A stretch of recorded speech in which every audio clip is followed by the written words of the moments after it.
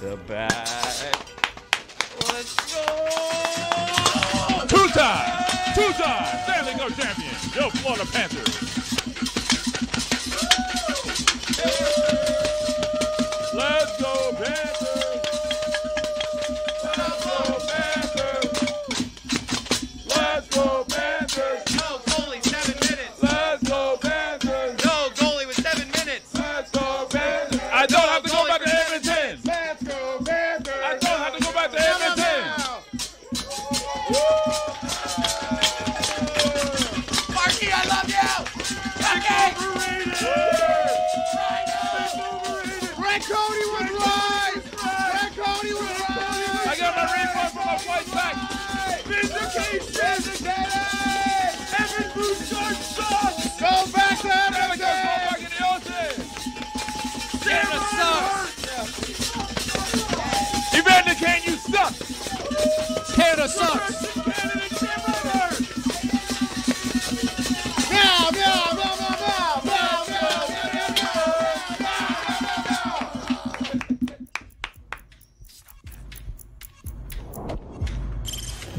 Stop that. Stop that. Stop that. I hear him chat to the noise, move too quick, can't stop for the talking. I hear him chat with the walking. Just too sharp with the prize. White girls let it tell me I'm awesome, yeah.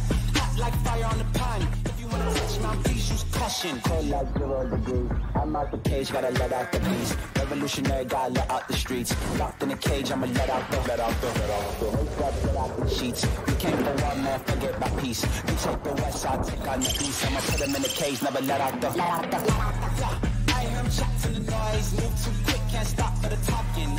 I hear him chat with the boys, not so tough, but man's keep walking, yeah.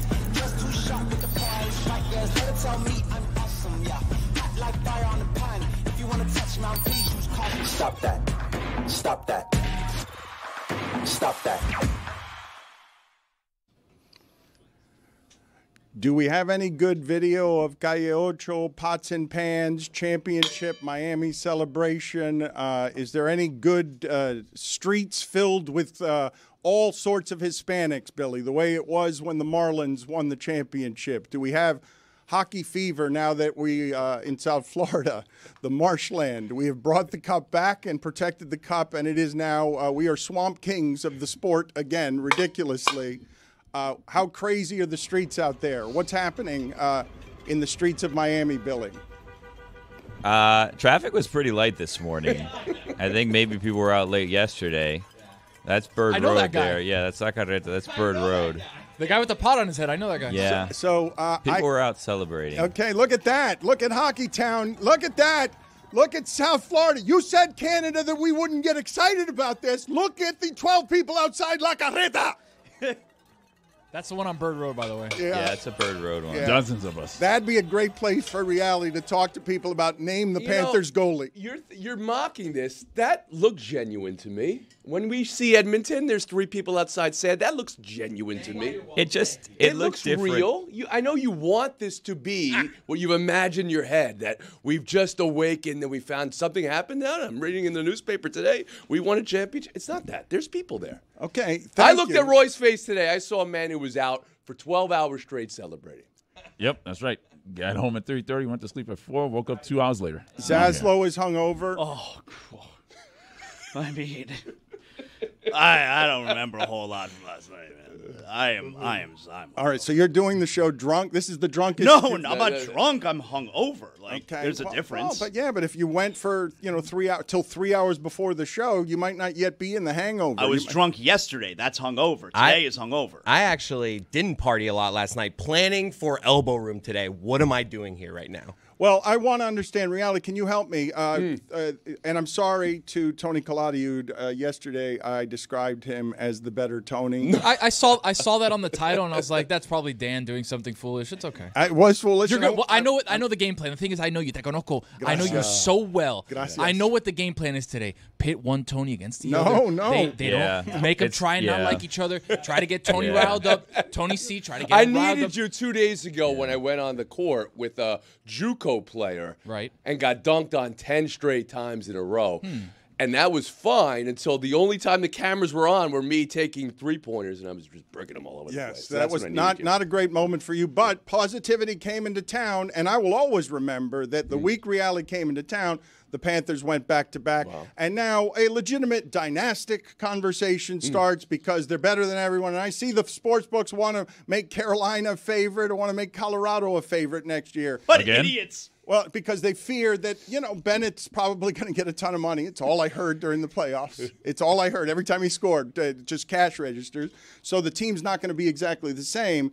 But, Tony, I heard some Wild Willie Wednesday in there because you were just egging on this Tony versus Tony rivalry when I have no intention of doing that. It's going to end in a costume contest. We all know how this one plays out. Yeah. We know exactly how this But plays I didn't out. know I was supposed to be wearing. I still have the ticket on my shirt. What do you mean? I don't know. I mean, Me? Yeah. Is that brand new? Whoa! What's happening? No, here? this is not. He's a brand lifelong new. fan. Yeah, I'm a lifelong fan. What are you talking about? Look at this shirt. That's obviously fits me perfectly well. Yeah, that is Lewis's shirt, clearly. It's still got the tags on it so you can return it after wearing it. Looks like an Abuela purchase You're right there. going to do the whole show holding your pots and pans because. Well, I wanted it's like to. the monkey that does this thing. Well, right? thank you, yeah, Reale. yeah, I yeah. appreciate it. The pots and pans celebration. I know you make fun of me for saying things are uniquely Miami. Yeah. In the United States, are there other places where championships are celebrated by people running into the streets with pots and pans? Yes or no? No. That's uniquely Miami? Uniquely South Florida. Because I came in here, and here is what white-gloved service we have around here with your breakfast and lunch every day. I asked for pots and pans, and our show has been so culturally appropriated by whatever American excess is, no one could find me a pot or a pan. So what I have in my hands is some sort of That's an ice bucket. thing you wouldn't cook in. We're at a hotel, so it makes sense. No, but Checks out. No, but you guys eat twice a day, every day, and I see people. We don't cook, though. Disposable stuff, though. I see people cooking there as well, and they use their pots and pans. I thought we had pots and pans. We don't have pots and pans. We had cereal. We don't have pots and pans. There's nothing to cook with. There's a hot plate. The show has been Americanized when it doesn't have pots and pans to celebrate. We have La Huida. Come on. That's not totally true. I want to put in historical context here in a moment what the Panthers have just done with some people who have been covering the Panthers for a long time in Zaz and Roy. But before I do that, I need to address some in-house conflict that we have. No, it's bad, Tony. It's not. It's bad. I want you to settle what needs to happen here. Chris and Roy both want to go to the elbow room. That's where the trophy is. That's where the party is. That's the fun place to be. Roy's been flying back and forth 3 flights to Edmonton and showed up Monday morning, 6:30 in the morning, off his flight to do the show. We couldn't find Cody. How happy is he not to fly to Edmonton today? Yes, very. You heard Extremely him happy. shouting it. Yes. Through what is that? That flight? How many flights is it? Well, it was 3 flights going 2, 3 flights coming back, so that's 6. And that is about, I would say, 16 hours both ways. Okay. Look at the patch on the jersey. He's though. already You've got already the new patch. That's right. He's a That's champion. commitment. I yeah. bought this in Game 4, by the way. Roy's a champion. He's been working hard, and the Hockey Show hats are selling that he's wearing on LeBatardAF.com, and the Hockey Show sometimes on Friday is doing very well. Tell us about the flights again, please. I know we did this last year. It's from where to where to where to where? All right, so this year, the flight 2 was from Miami to Atlanta to Toronto to Edmonton, and coming back from Edmonton to Vancouver to Salt Lake City. It's horrible. It was bad. Oof. Coño. Vancouver to Salt Lake City. Wait a minute. What? Yeah. What is that flight? Not good. That's what that flight is. Well, how long? Okay, so that's what you came. So 6:30 in the morning, Monday, Roy comes in and you hugged him. I went in for a big hug because I haven't seen Roy in 5 years. He was face not to in the face. mood. And he wasn't in the mood. And I sensed it, and I knew I had walked in those shoes to some extent, and I knew where he had been. And that's a tough one. Yeah. The fact that he's here today with the jersey, with the patch, I don't know what Cody's going to put out there to get in the elbow room. Well, but they both want to go. And I know they want to go, but that's commitment right Roy, there. can you tell me the nature of the disagreement, okay? I want to quit setting it up in a way that puts Chris in such an unflattering position. To be honest, Chris, looks like the elbow room. Okay, for 30 for he 30, does, which was part of my argument. The reason the Panthers are going to party, they're Fort Lauderdale's team, and they love that place. And it's concrete cocaine jungle from 40, 50 years ago. There's nothing there. It's coke, concrete, and the trophy. And it's going into the ocean. Good place. And they love that place. And Zach Thomas one time in that place with Trace Armstrong swam out to a buoy because he was drunk and got to the buoy, and it was slippery and he didn't realize it. And then the people had to Why was Sam Bowie him there? save him from drowning because bad things happen at the elbow room. But today, the trophy's going to be there, I would imagine, right? They're promising that the trophy's going to be there? Yeah, it was already there. Already there. So you guys got to get out of here then. So we got to make this decision now. It's gone already. Oh, they're not there anymore? They may go back. The party is still there, but Barkov showed up before sunrise Yeah. with the trophy. It could still be there, but there was an early before dawn sighting of the cup there. But there's still a party going on there. All right, just so to set up what's presently happening in South Florida, okay? The parade starts now. You guys made fun of us last year because it was raining torrentially and the parade was ruined. But this team does have... Oh, it wasn't ruined. No, sir. It was the greatest. Well, nationally, the perception of that parade is South Florida is being South Florida again because, guys, you've seen what Canada's like around there. You see how Toronto's heart is broken. You see how Edmonton's heart is broken. I haven't seen them celebrate. They care deeply about this trophy that is said to be the hardest thing to win in sports. And what's weird about it is Hollywood Beach over there is filled with Canadian tourists. You will find them still with sandals and socks. They come from Canada for Hollywood Beach.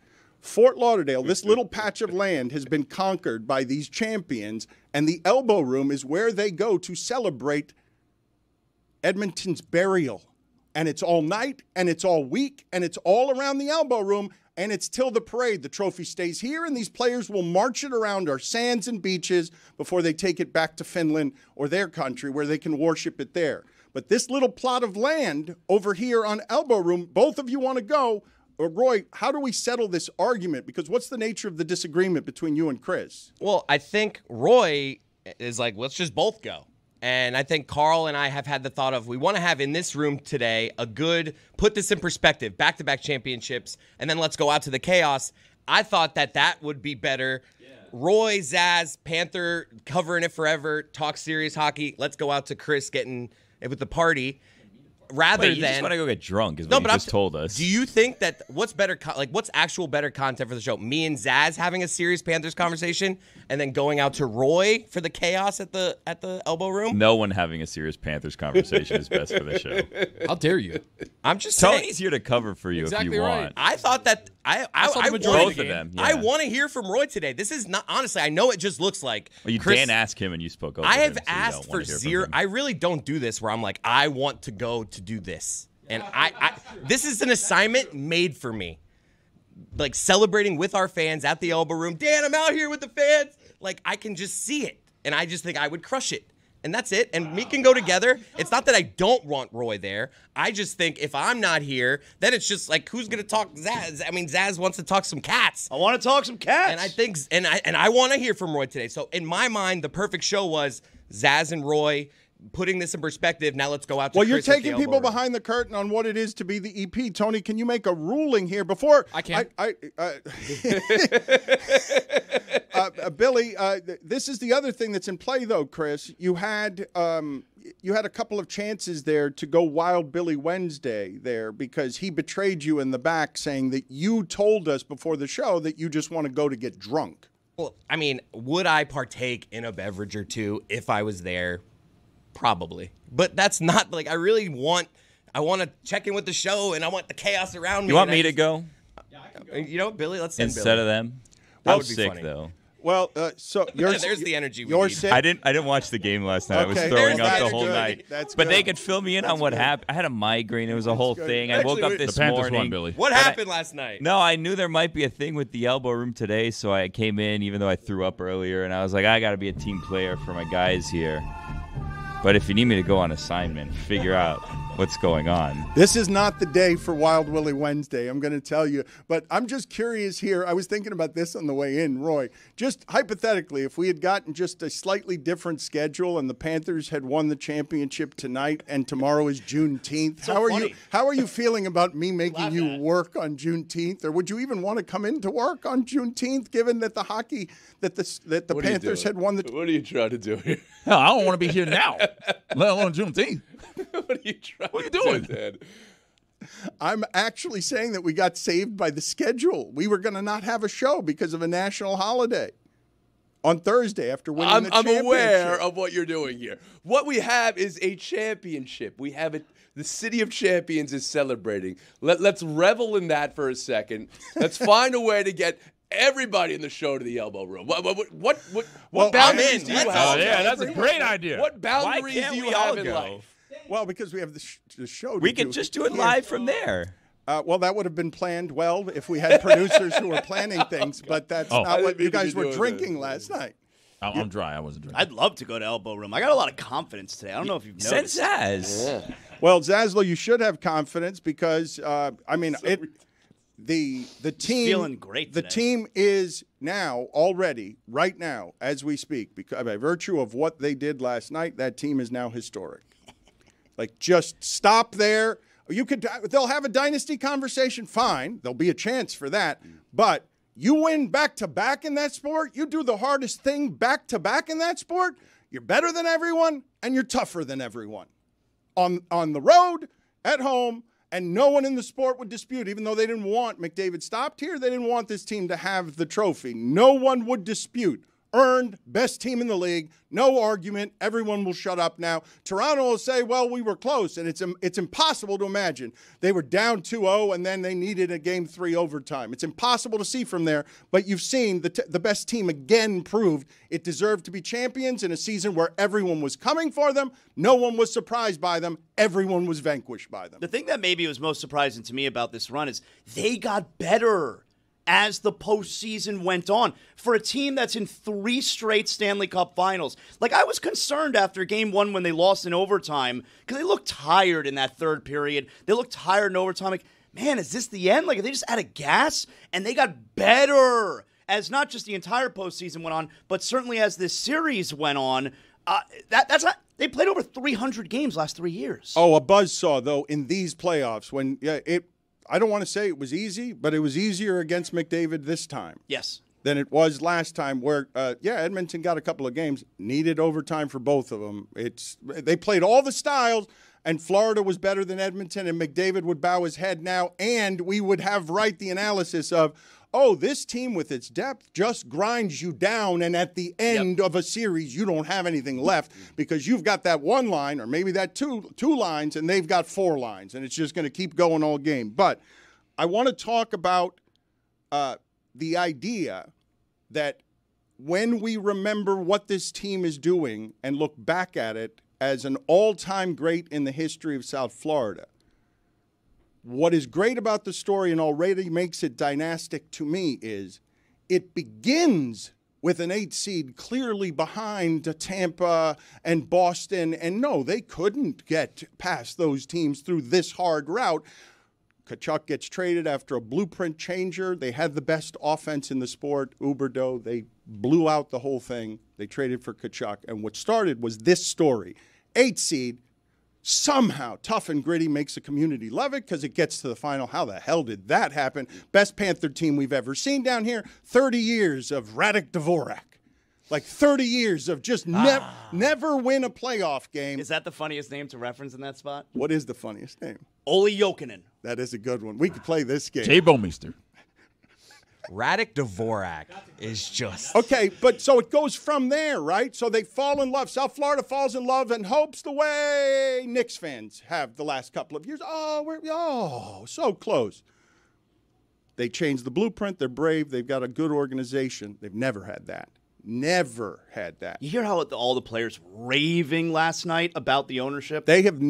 This town has never had even average hockey ownership. It has just been scammers trying to sell ice in the Everglades. It has been garbage, like bad businessman after bad businessman. They clean it up, 8 seed makes a community fall in love, hope like Knicks fans hope. And then what happens the next year? Oh, my God. 7 games, 3-0, down 0, go 3-3. This makes kids fall in love forever when you win this way. Yep. And then this year, they're better than everyone, and they break up New York, and they break up Tampa, and they break up Boston. Probably breaking up Toronto. Toronto, Carolina might not break up, but everyone will laugh at them because they're going to get broken again by whatever remains of this team, even if they're made favorites, which some sports books have.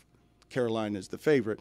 This story is going to be an echoing all-timer in this market because of the last 3 years, the last 2 of which result in back-to-back where everyone in that hallowed sport genuflects on when you do it back-to-back, we'll remember you forever. It's better and bigger, doubling the size of what you did the first time when you gave us the best hockey series any of us had ever seen. It's the coolest. And it was such a different experience than last year. I don't know if it's because that's the back-to-back one, but it was just because we had the whole third period to know we were winning. Last year, I was just jumping, being a maniac when we won. This year, with 5 minutes, I was just sitting back, looking around, just taking it in. It was similar to the Heat. The Heat, yes. When they won against the Thunder, the entire game was a celebration. It was a party because we blew them out the entire game. And then the next year, Game 6, Ray Allen, Game 7 was tight. And we got to experience both, being on the edge of our seat and a party. And this year, it was the opposite with the Panthers. We were on the edge of our seat last year, and last night was a party. With 7 minutes left. Their goalie with 7 minutes. Their coach decided, all right, this goalie thing ain't working. Let's try it without. Well, it wasn't working. It's why they changed goalies after Game 4. I was like, all right, let's hear him out. Let's see how this works. 20 seconds later, we put it in empty netter. I'm just okay, I don't think this worked how we wanted. Let me ask you, were any of you thinking that I would have to pay tuition? 100%. It's all I was thinking about. 5-0? If you told me at 5, so just so you know, backstory. This was I walked myself into something, right? I'm searching, as you put me on a Mission Impossible. I found a heaving mass of Panthers fans. Oh, you could say. I mean, they knew they were playing the oil. They knew 9-0 was a possible result. So I asked a brilliant college student what the final score would be, Zaz. And he says to me, T-Bone, iced tea, 9-0 Pants. That's what he looks me right in the eye. Said, if it's 9-0 Panthers, Dan Le Batard is going to full ride scholarship, pay your tuition for college. I agreed to terms immediately. Absolutely. I just knew in his heart this would be something he would want to do because the emotion, the passion for everything that is the Pantalones were just pouring out of this Pantalones. And then it was 5-0 with an empty net. That's what with that was 5 7 minutes left. left. I'm like, oh my God, we're gonna have to find that kid. It's gonna be a scandal. I'm rooting for Edmonton. I've never been a bigger McDavid fan. It was sweaty because you can get 2-3 empty netters in no time. I like it. It's like a Scott's Tots situation that Dan was running into. Would you have paid for a 10-1 final? No. Or a 9-goal differential. No. Billy, I understand that you are here for Wild Willie Wednesday. I'm here to be a good teammate. All right, to my guy. Chris, you guys didn't notice. Chris, I don't want you to get so hungover and self-involved today that you forget to do all parts of your job, okay? What I'm telling you is that from behind you, Billy is hell-bent on anarchy because he doesn't want the two of you to leave. No. Guess who becomes EP? I think you don't want the two of them to leave because that's what Wild Willie Wednesday is. Here. And so both of you should now leave. All right, see you later. Both of you get out of here. Go to the elbow room. There we go. A ruling has been made. A ruling has been made. You want it to be Wild Willie Wednesday, so it shall be. But you noticed in the background, he was offering to go to the elbow room. Look how quick Roy got up. Hasn't watched he's out. Hasn't watched the game. He's out. Billy there I'm would not be biased. funny. Billy there would be funny. Okay, he can go too. If you you want to put Zaz in that EP chair? Jeremy, let's go. I'll go. If you want to take him, year. look. If you want to take him, and you guys want to go, and Wild Willie Wednesday wants to go to the elbow room, have at it. I will do the show here. How long is the drive? I've never been. Long. It's a long drive. It seems kind of like a dump. This is what's going to be the deciding factor. How long is the traffic drive? It's an hour. Back. It's an hour each way. It's going to be an hour there if you don't get show traffic. 45 minutes. If you don't get traffic, it's 45 minutes. If there's an accident, don't get traffic. If there's an accident, it's 2.5 hours. It can take an hour and a half. Yes, they might just be in traffic for the next 2 hours. I think we should join us for the post game.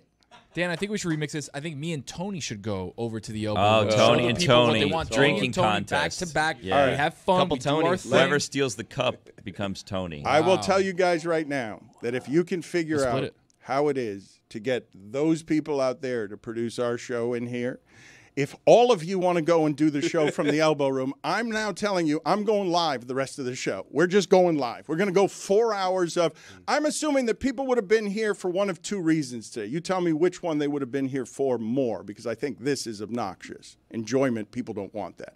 They want to tune in and see Miami suffer in tears. And the coach – Why do you say that? You think- wanted a Game 7 before this week even started. You were rooting for defeat yesterday. I believe that more people would be watching and listening to this show today if the Panthers had lost than if they win. Do you think I have that wrong? No. I think you might have it wrong. Yeah, I think you have it wrong. But more people will be listening Friday when there'd be a Game 7, than if the Panthers won last night. But today I think it's the same. You guys don't believe. I know every city always does the us against the world narrative, but this was. But this really was. This was. You had McDavid's For real this the time. best player in the world, and hockey, the better story, indisputably, is McDavid getting revenge, knocking off Florida, getting Florida out of the way. Florida is not as interesting to the world as McDavid would be as a rising star winning a championship. They've already won. We've done that story. Give me a new story. But this is also still a story, though, right? Because now this is still an NHL story going into next year. McDavid, still no title. Like we did this for years with LeBron, And, this is the story for the NHL now, is McDavid. When, if ever, is he going to win? Because he just had 2 chances, and the second time it went 6. He really wasn't that close. Our audience is probably happy today, here to cheer on the Panthers, because I think there's a difference in the way that our audience perceives this team and this franchise than the Heat, because we, understandably, since the Big Three era, basically shoved the Heat down the audience's throat and the obnoxiousness that came with a team that was genuinely hated nationally.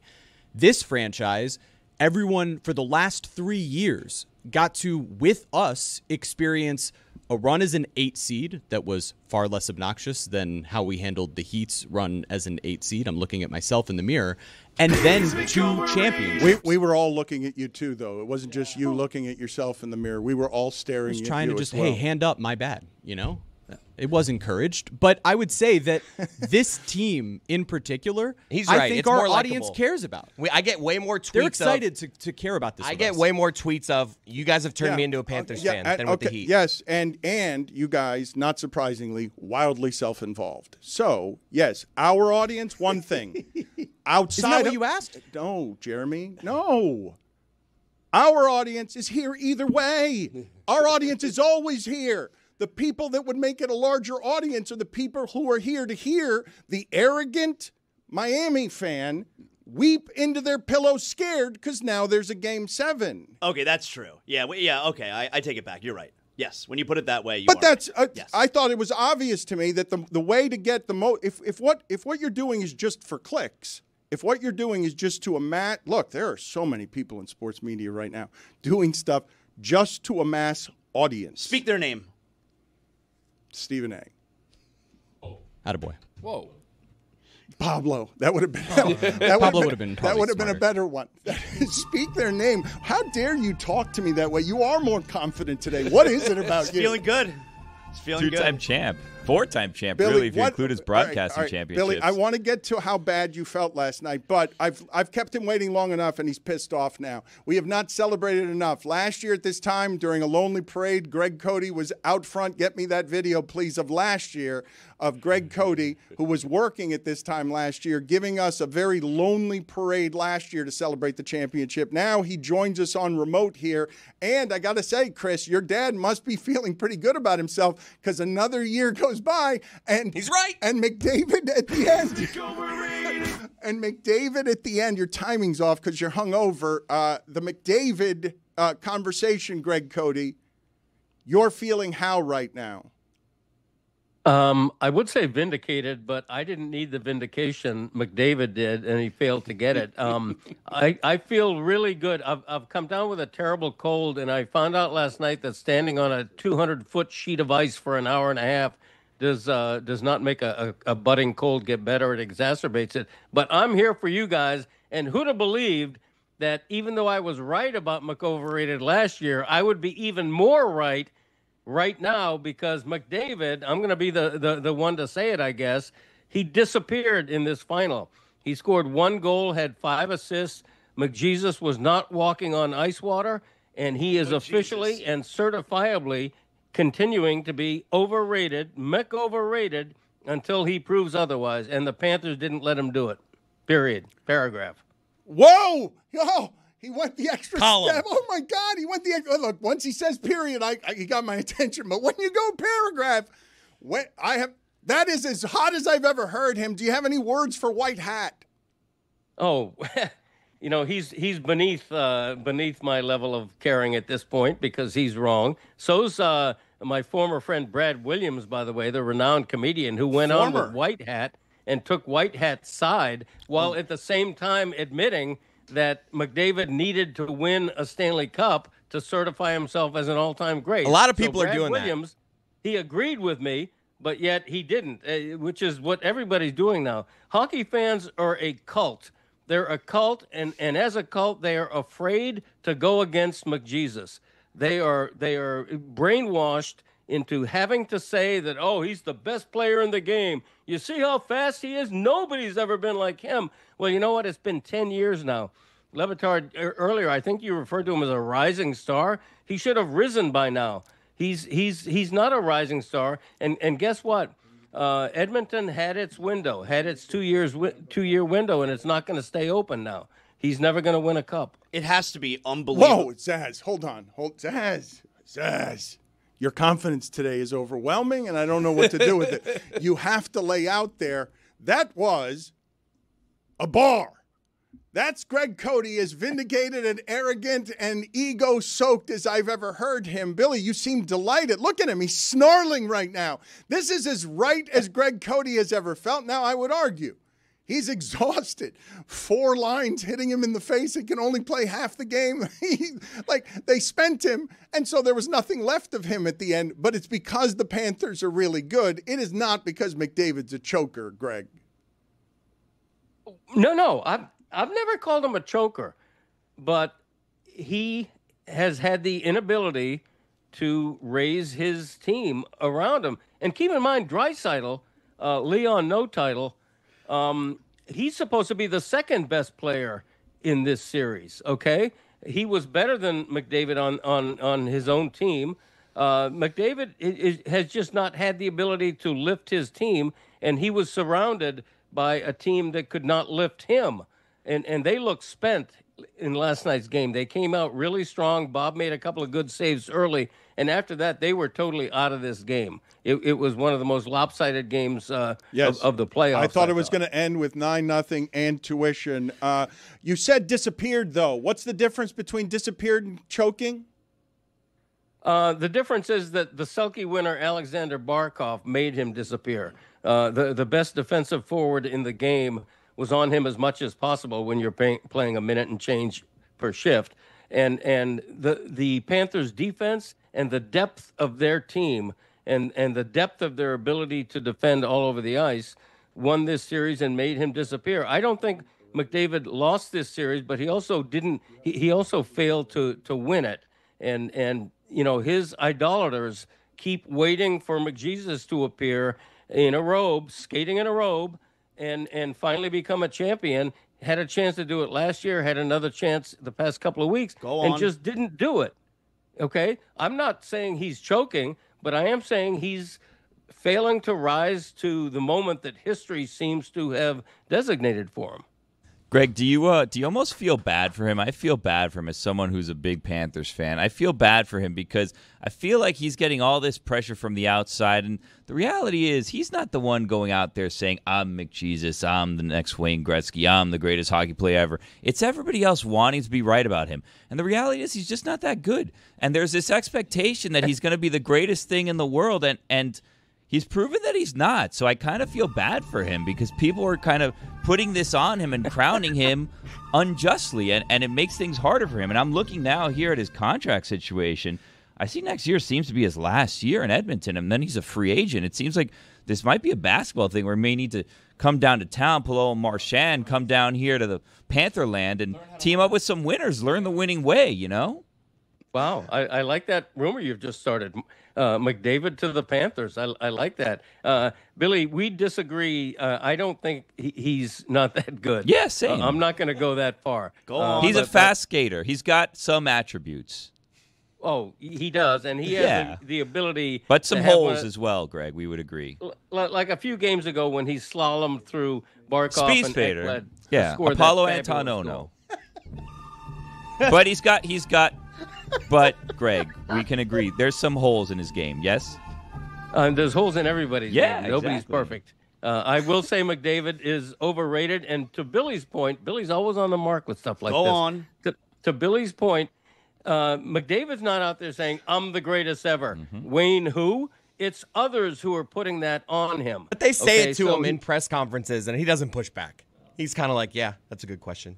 Okay, but so live up to it, McOverrated. Live up to it. That's all I've been saying for the past couple of years.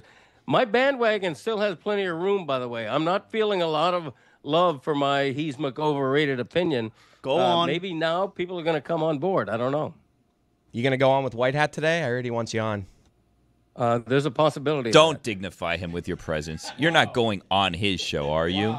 Well, Don't do that. You know, I asked a counsel of mine, someone whose opinion I respect, whether I should do it or not, and I was told I should do it. So maybe I will. Well, wait a minute. Hold on a second. I'm with Billy on this.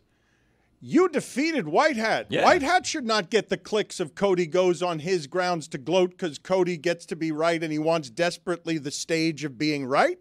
Make him come on your turf. He called you a senile old man. That disrespect's still there. Whether he was on my show last week, so I gave him the courtesy of allowing to explain how senile I am. He came on. I gutted him like a fish. And now he wants me on his podcast, and I'm thinking of, reciprocity. I'm thinking of doing the nice thing. An old this home kid and in the home. white hat. He's a senile old man. Do you mean an old home and an old home? Was that on purpose? Because he's using you. White Hat's using you to get in the game. He was beneath you, and now he's not anymore. And you're right. And at the end, like he called you a senile old man for your take that is right. He's a senile old man. Yeah, well, that's true. But he did he did sort of cower and apologize on my podcast last week. Go check it out if you haven't heard it yet. But he's just a kid. He's a green kid. Wet behind the ears, whatever all those sayings for green, inexperienced kids are who shouldn't be calling accomplished journalists senile old man. But I put him in his place, and now I'm thinking of deigning to be on his podcast today. We'll see how that works out. I'm going to just blow through the clocks here today and just stay on live for 4 hours to celebrate whatever it is that we're celebrating down here because everybody's in today. We've got a big personality in reality. He has dominated the week, and he gets all the credit forevermore in South Florida for bringing positivity down here, immediately resulting in a back-to-back championship. He brings Zaz greatly hungover but more confident than I've ever seen him. I got it going on today. I mean, he does. You guys have had what are you laughing at, Greg? Yeah, what are you laughing at, Chuckles? What does that mean? I got it going on? What does that mean, Zaz? It means I feel great. I don't know. Look at me, listen to me. I feel great today. He feels like a champion. He is a champion journalist, but he would not call himself a champion around the Panthers, Greg, because he's just a fan of the Panthers. Yeah. But he did save their season by sacrificing. That's true. Sacrificing his vacation. Won 4 out of 5 when I came home, Dan. His team needed him, and he ended a family vacation early. Because sometimes you got to take charge. Yeah, putting his beloved Panthers ahead of his family. I get the priorities on that, Zaz. Well, everyone's happy today, aren't they? Yeah. Maybe a little respect you show my way. I see you're wearing your champion shirt, once again displaying what a neutral journalist you are. Well, I mean, it's the way it is today. I mean, get with the times. Live in the now, Cody. Wait, Greg, what did I see outside of your house yesterday and I commented on? Okay. We have a little Let's Go Cats placard at the corner of our house. That's her lead. No. And why is that? because Greg Cody lives with someone else in this house who's a big Panthers fan. Still not a good look. It's my wife, and Thought it was she Jumpin' is a Charlie. Panthers fan. We had this thing that she had brought home from a game a couple of weeks ago, and she asked me to put it up in the yard. So and I you did. put it up. So there could be a photo out there of you putting it up. Yeah, because paparazzi are all over my house looking for me putting up a "Let's Go Cats" sign on the corner of my yard. I will say this. I will admit this. Go on. Although I am not a Panthers fan in the way that Zaslow is, wearing a Champions shirt today, it does feather my McOverrated argument that the Panthers not only won, but won the way they did by making McDavid disappear for 6 games. So even the game he scored a goal, he just had a quiet series, and the Panthers turned him quiet. Greg, turned I him don't silent, understand what muted kind him. Greg, I don't understand what kind of insult you think it is that a Panther fan is wearing a Panther shirt today. Well, you're a journalist, right? I am a journalist, but journalists are also sports fans. Yeah, but generally they don't wear the shirt of a team. Says who? It says me. Well, you're not in charge. I got news for you. It is news. Says other journalists. Yeah, but I mean, you also Breaking news from this journalist. You're not in charge. Do you have a placard on your lawn? Do you have a Go Panthers placard on your lawn? No, that'd be ridiculous. Okay, so Tim Reynolds. Lousy fan, Zaz. Tim Reynolds. Well, so you're a good fan?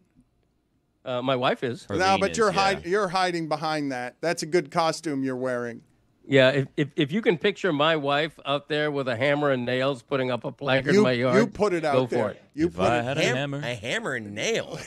Well, it's like one of those in the ground. Yeah, whatever. Wait a minute. I can't picture you doing it either, Cody. All right, hold on a second. Hold on. Stay right there. I'm going to break for a minute, see if I get rid of your son, but we're going live for 4 hours. Stay there, Cody.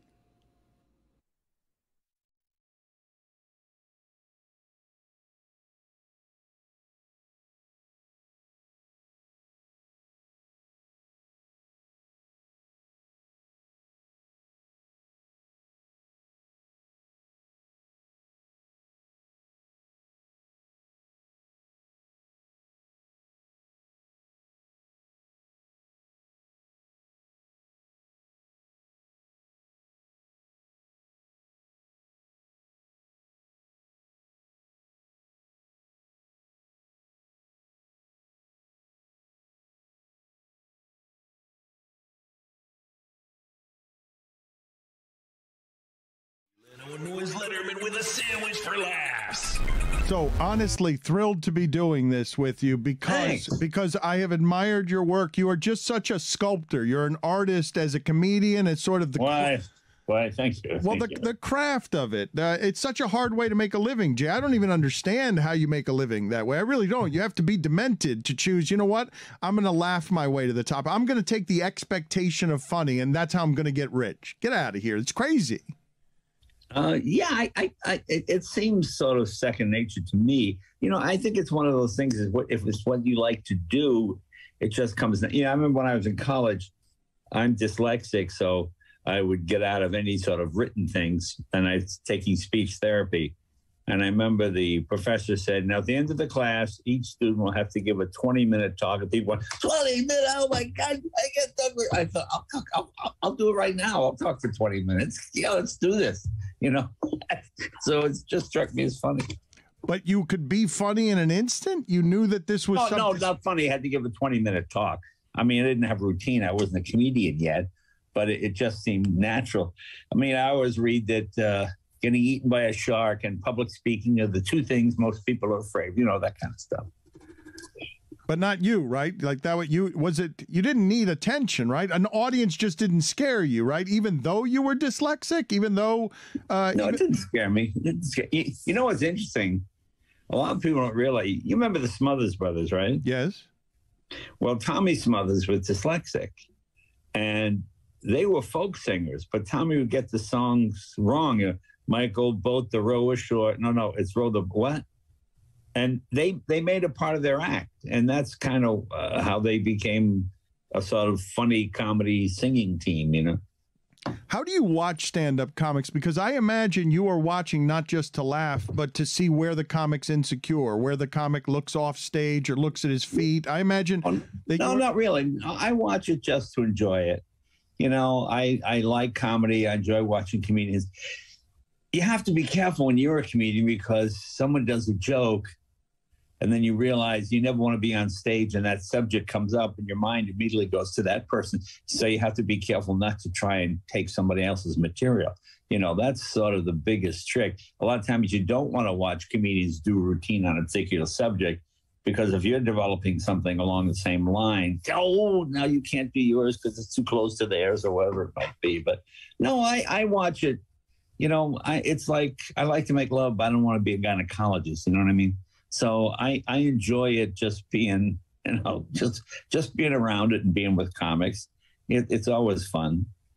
You came up through the pipeline of where stand-up comedy was born, right? Like, I mean, you're almost at the roots, Jay. I mean, I don't know if it's Pryor and Carlin, but coming up through the LA comedy circuit, coming up through the comedians, when you were writing with David Letterman for J.J. Walker, right? Like coming up through the Comedy Store, can you take me through the path of what you imagined your career was going to be and how it is that you arrived? And like, I can't even imagine getting from there to the Tonight Show. Well, I'm a huge believer in low self-esteem. I think it's the key to success. If you don't think you're the smartest person in the room, you're more likely to listen and pay attention. I mean, when I was doing the Tonight Show, I'd constantly meet people who were geniuses. People say, you know, my client is a genius, but the people at the network were afraid he'd be too good.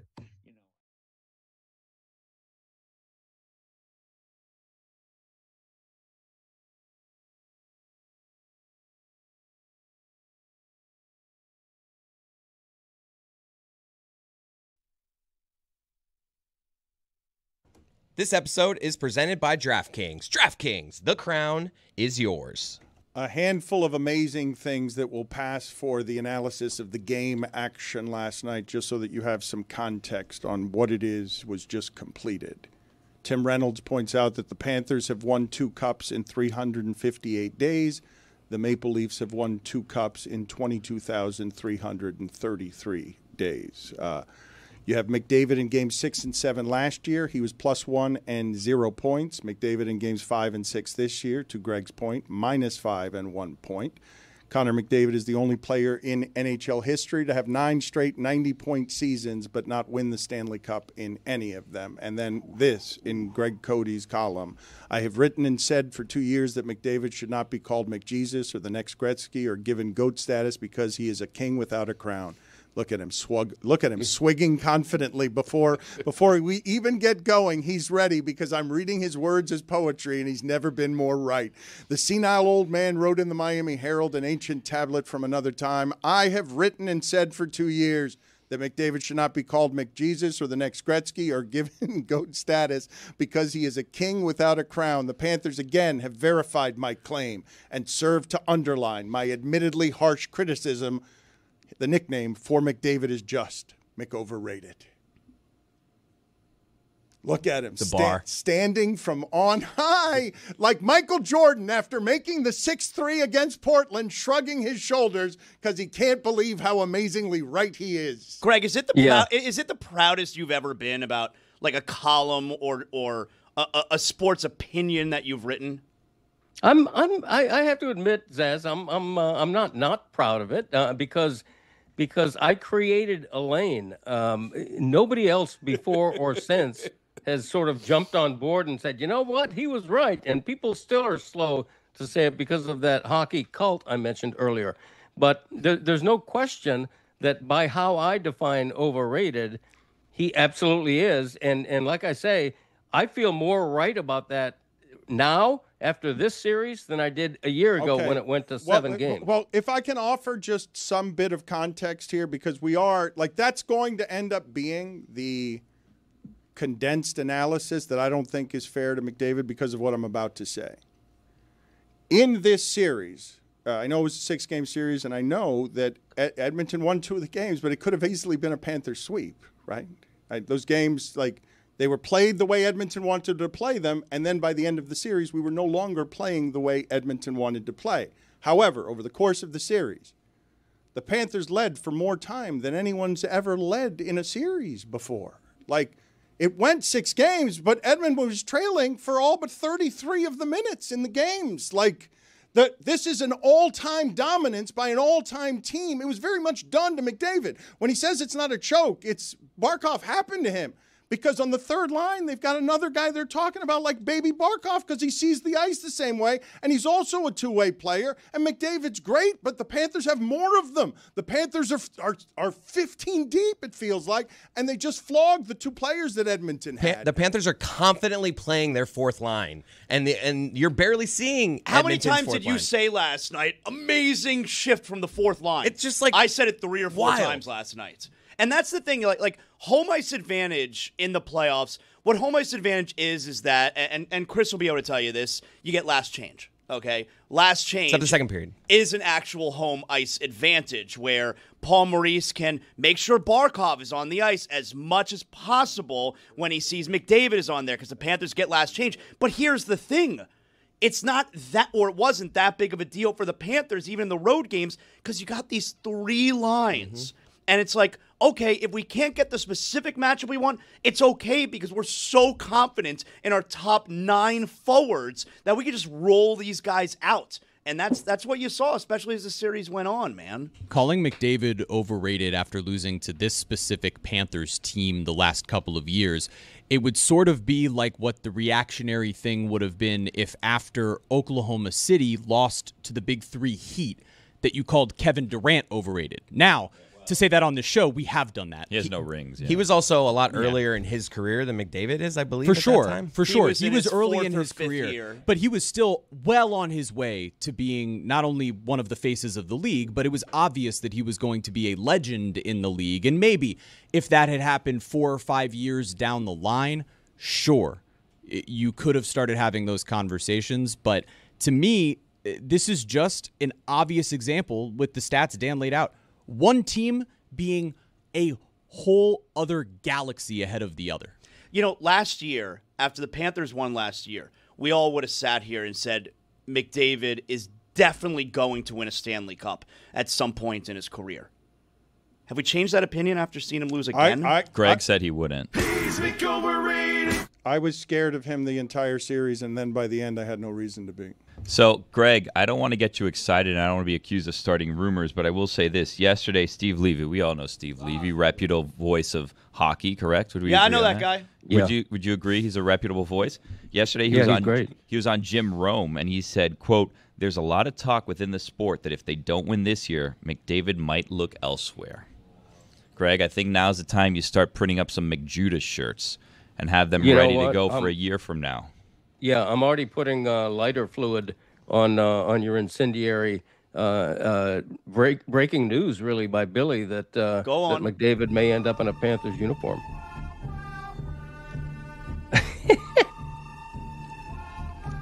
Is this as right as you've been compared, Greg Cody, to how the most wrong you ever were, which was the column you wrote trading Dan Marino that then resulted in you doing an interview from in front of the Miami Herald in which we had to distort your voice and also silhouette you like a whistleblower in the interview because you were so ashamed to show your face? You know about that, reality? I saw the column when I walked into the office. How this hard did week. you laugh when you saw I read that? the whole thing, and I'm aware of it. Now, I will serve at the altar of Greg, so I'm not here to cast stones at one column. What a ridiculous And, column, it though. was a ridiculous column. Marino!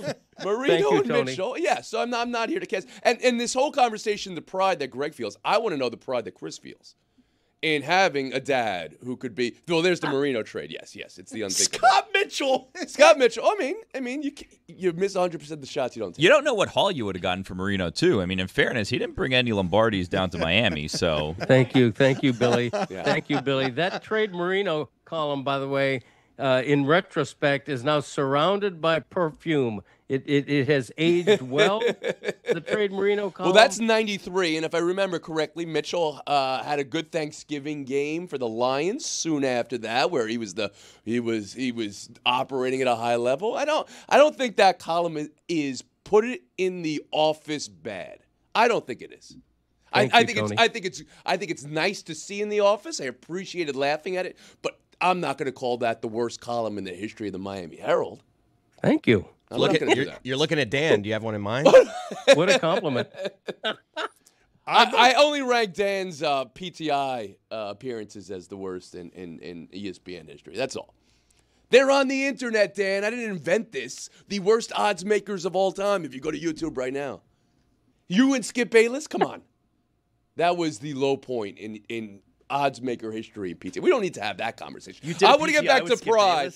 Bayless? Yes, he did. I was there. I want to get back to the pride. Chris feels in having a father who got everything right and is now seeing things ahead of everybody else. Honestly, I am impressed with him because I have felt the pressure the last 2 years of the cult my dad speaks of. I've been afraid to agree with him on Connor McDavid because if you do it, all hockey fans attack you.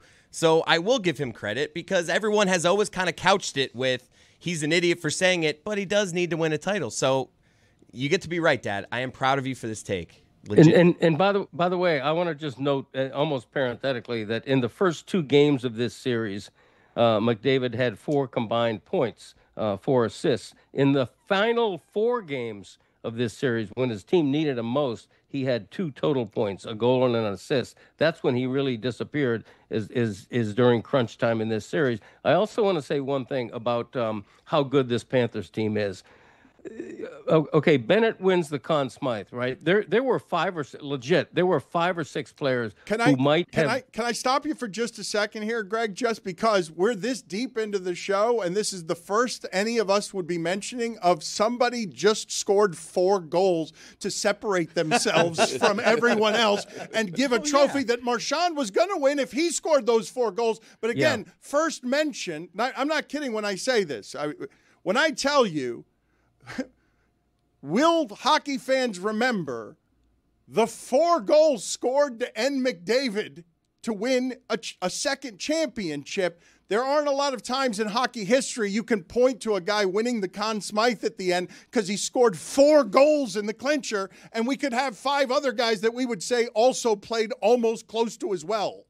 Right. Well, two of Reinhardt's goals were empty netters, but not taking away from a 4-goal performance. And Reinhardt is one of those 5 or 6 players who very easily could have won the Conn Smythe. One of them, again, is Bobrovsky, who I thought was fabulous almost all of this playoff run. I wanted him to get that shutout so bad. I know. Most fans did. Look at but this the saddest goal. Here. That was the saddest goal ever. I didn't even know what happened. It was. I was like, just like, wait, they scored? Oh, there's a 1 up there now.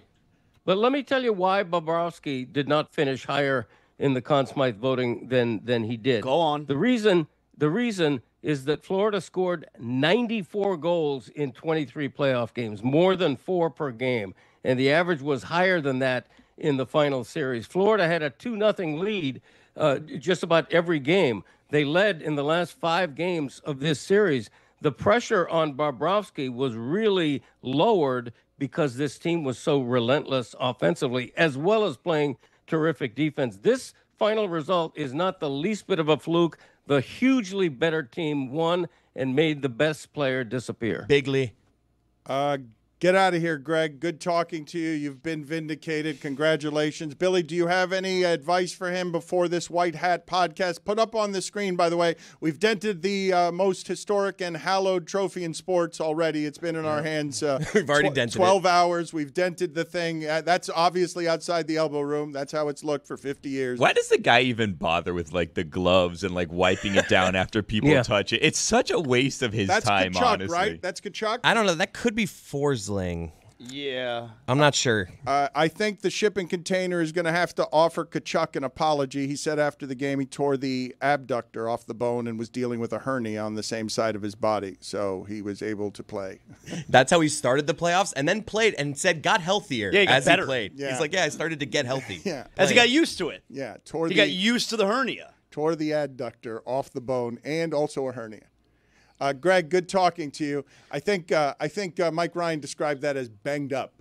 We expect him to get out there even though he's banged up. Tony, you were right to point out the positivity of father and son, Chris It's Cody. a beautiful thing, Chris guys. Cody is very happy today. And Cody, I'm going to allow you now to go to the elbow room. How about that? Wow. You see? And all it took was praising your dad a little What a bit. reward. And this is what happens. Positivity begets positivity. And thank you, Tony, for bringing the positivity of a championship You're upon welcome. arrival. The elbow room somehow, and this I didn't think was possible, about to get pinker. Can you talk to me about the elbow room a little bit? As somebody who is from out of town, and now I'm seeing images of what looks to be a bomb shelter.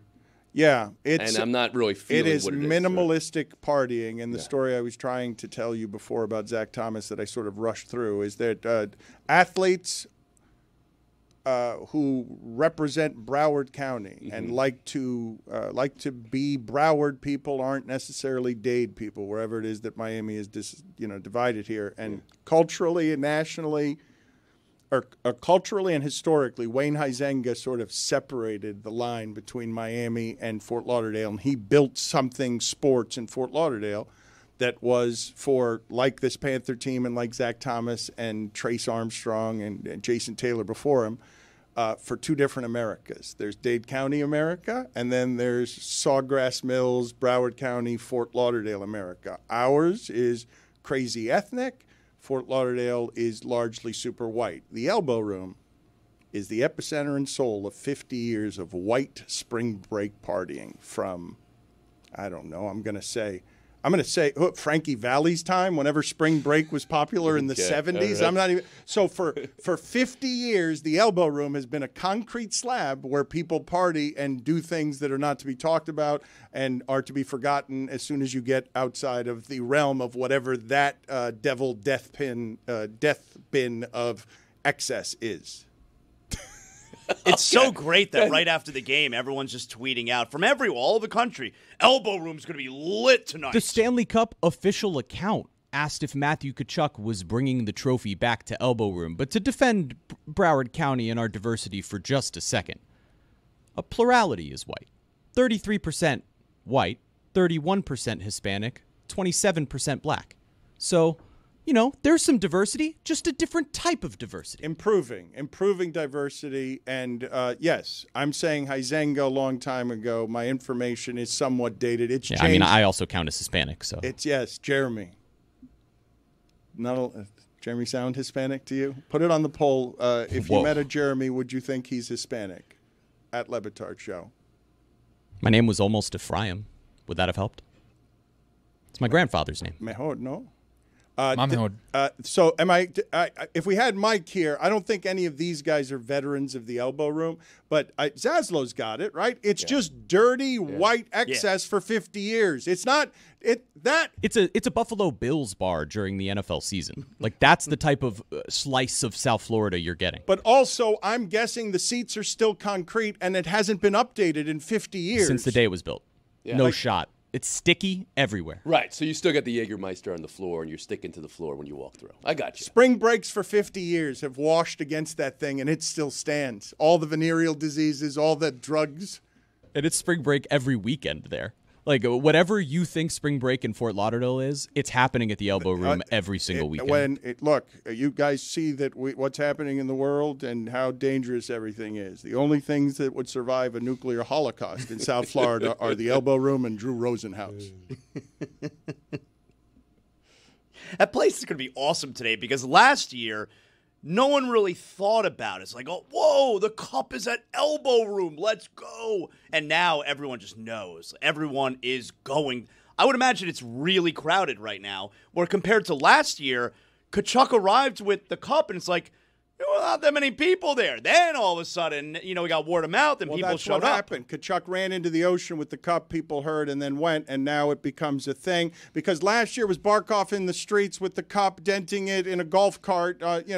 This is what the story I was beginning to tell you about the elbow room is. So it's where Dolphins would go drinking during the day on a weekday, and Larry Izzo and Zach Thomas would think it smart to try and race to a buoy deep in the ocean and Izzo would crap out and Zach would get there and not realize that the buoy is slippery and he's exhausted and someone's going to need to rescue So we him. almost Or the lost middle that linebacker concept, for the Miami Dolphins is going to drown and nobody's going to have an explanation. And the explanation is going to be the elbow root. That's what it's like. That's it. Like, how can you imagine? Dolphin dies at sea. Cause of death, the elbow room. Just show them a picture of the place. They'll understand. So Roy and Chris are headed out there, and now Billy is in charge, air traffic control, and I'm worried about what Wild Willie Wednesday is about to become. But Zaslow, where did you party? How did you party? And you weren't able to get into the game because you lost an unfortunate bet that I don't remember what it was that's about. what happened. I thought we were deciding whether to choose which child is going, but the bet superseded all of that.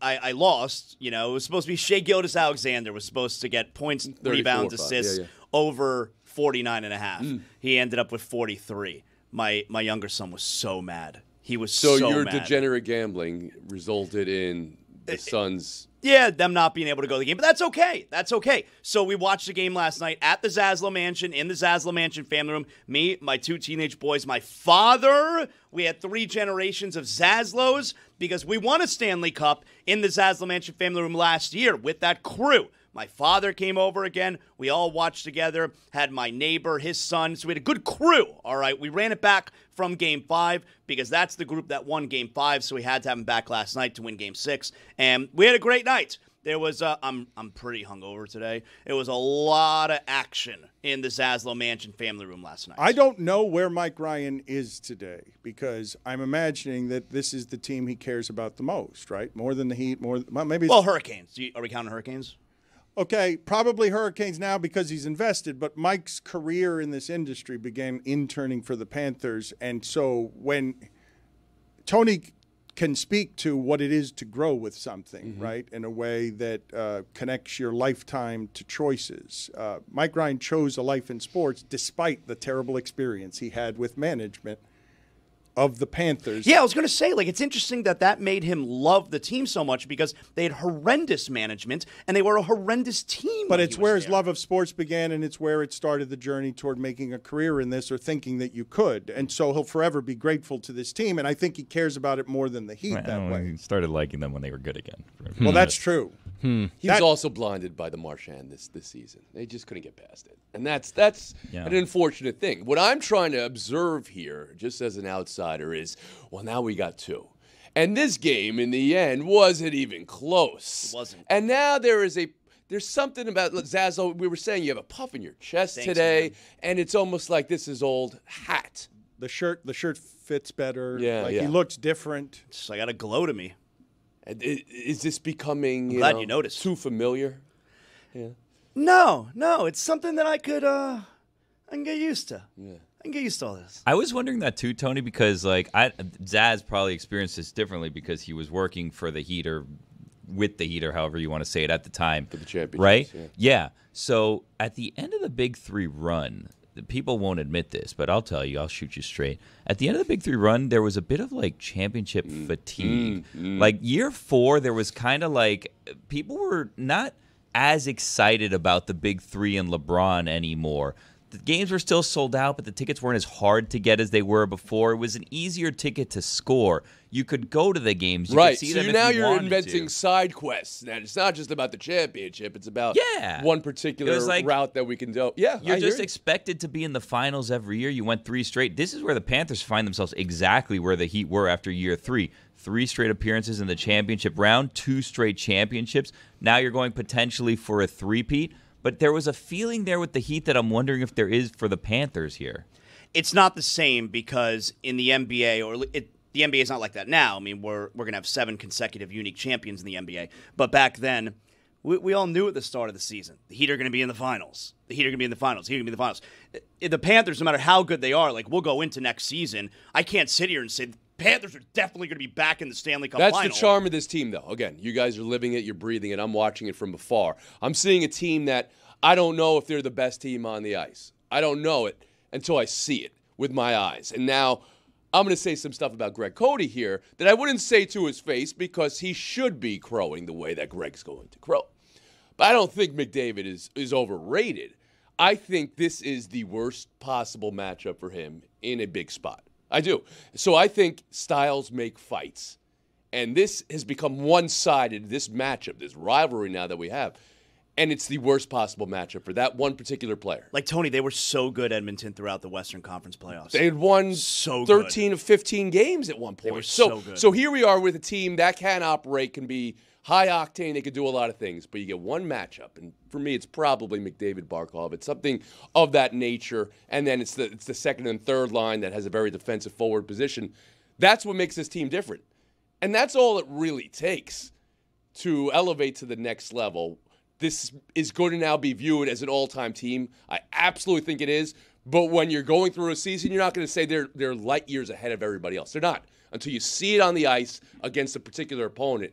And that's domination, as you have the stat in front of you, Dan. They led by more minutes than any other team in 70 years. And then it went on to be the all-time record. Oilers led after one period this series. Yeah, so that doesn't happen. That just doesn't happen, and it doesn't happen to the Oilers. You can, in hockey, take away a team's best player. But this particular matchup, and it gets down to Barkov for me, what he does to McDavid that's the one solve that no one else in the league has. He was amazing. So it's not like you have a copycat. Like, can we get Yeah, you can get a Barkov. Maybe Florida has a mini Barkov on their third line. But until you get one, there's no copycat to that. It's hard to get a Barkov. To the comparison point of the Miami Heat of the Big Three, you look at what that was in those 4 years. It was wall-to-wall coverage on ESPN. On every platform you could mention, there was wall-to-wall coverage of the Miami Heat. We talked about the Panthers for nationally for 3 minutes. Hey, they won. They're already on to the NBA Finals. They're already on to what's happening in training camp for the NFL. It's different where nobody's talking about the Panthers. So how can you get fatigue about something you don't talk about?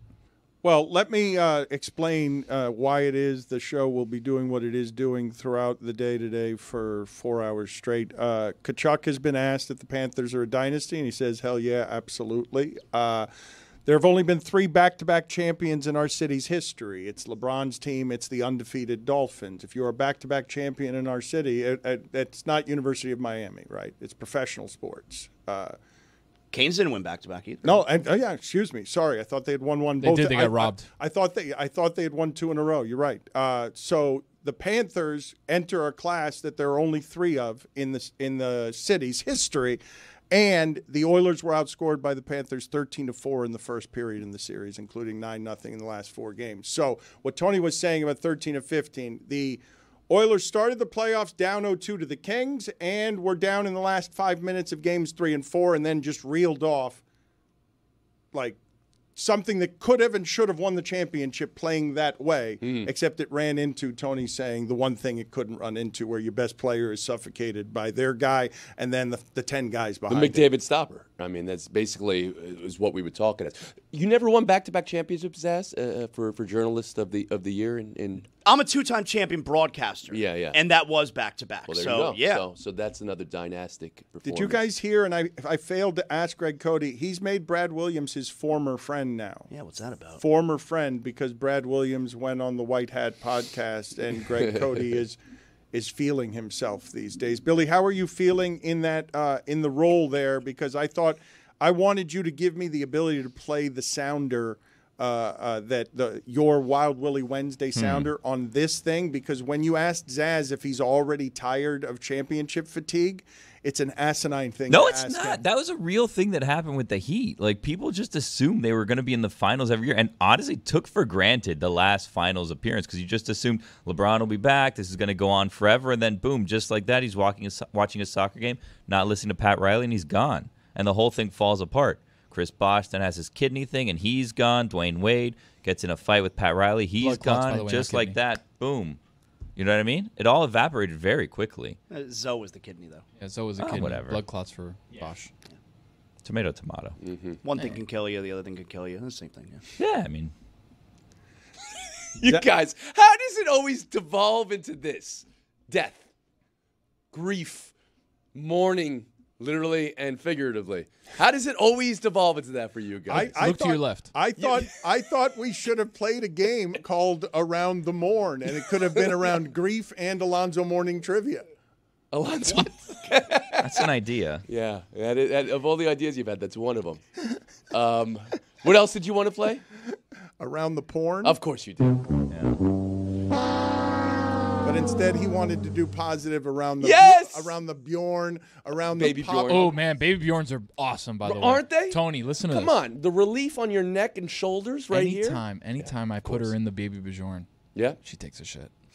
It's incredible. She's a little constipated. Put her in the baby Bjorn. But Bam! you're still at that age where it smells great, right? 6 months, yeah. Yeah. Once because you're not on solids. We're gonna start solids now in a bit. Dan, I'm a little worried. Pre-solids, baby poop. It smells like guayaba. It is absolutely. I'm not gonna lie to you, Dan. Not guayaba. I'm telling you, Guayaba I've smells looked at. fine. Guayaba smells It fine. smells fine. I'm is telling what you, I'm I've saying. smelled it. I've been like, oh god, it's almost guayaba. I scentless. would say eggplant rollatini. I mean, it's a wonderful. I mean, there is a freshness to it. There is.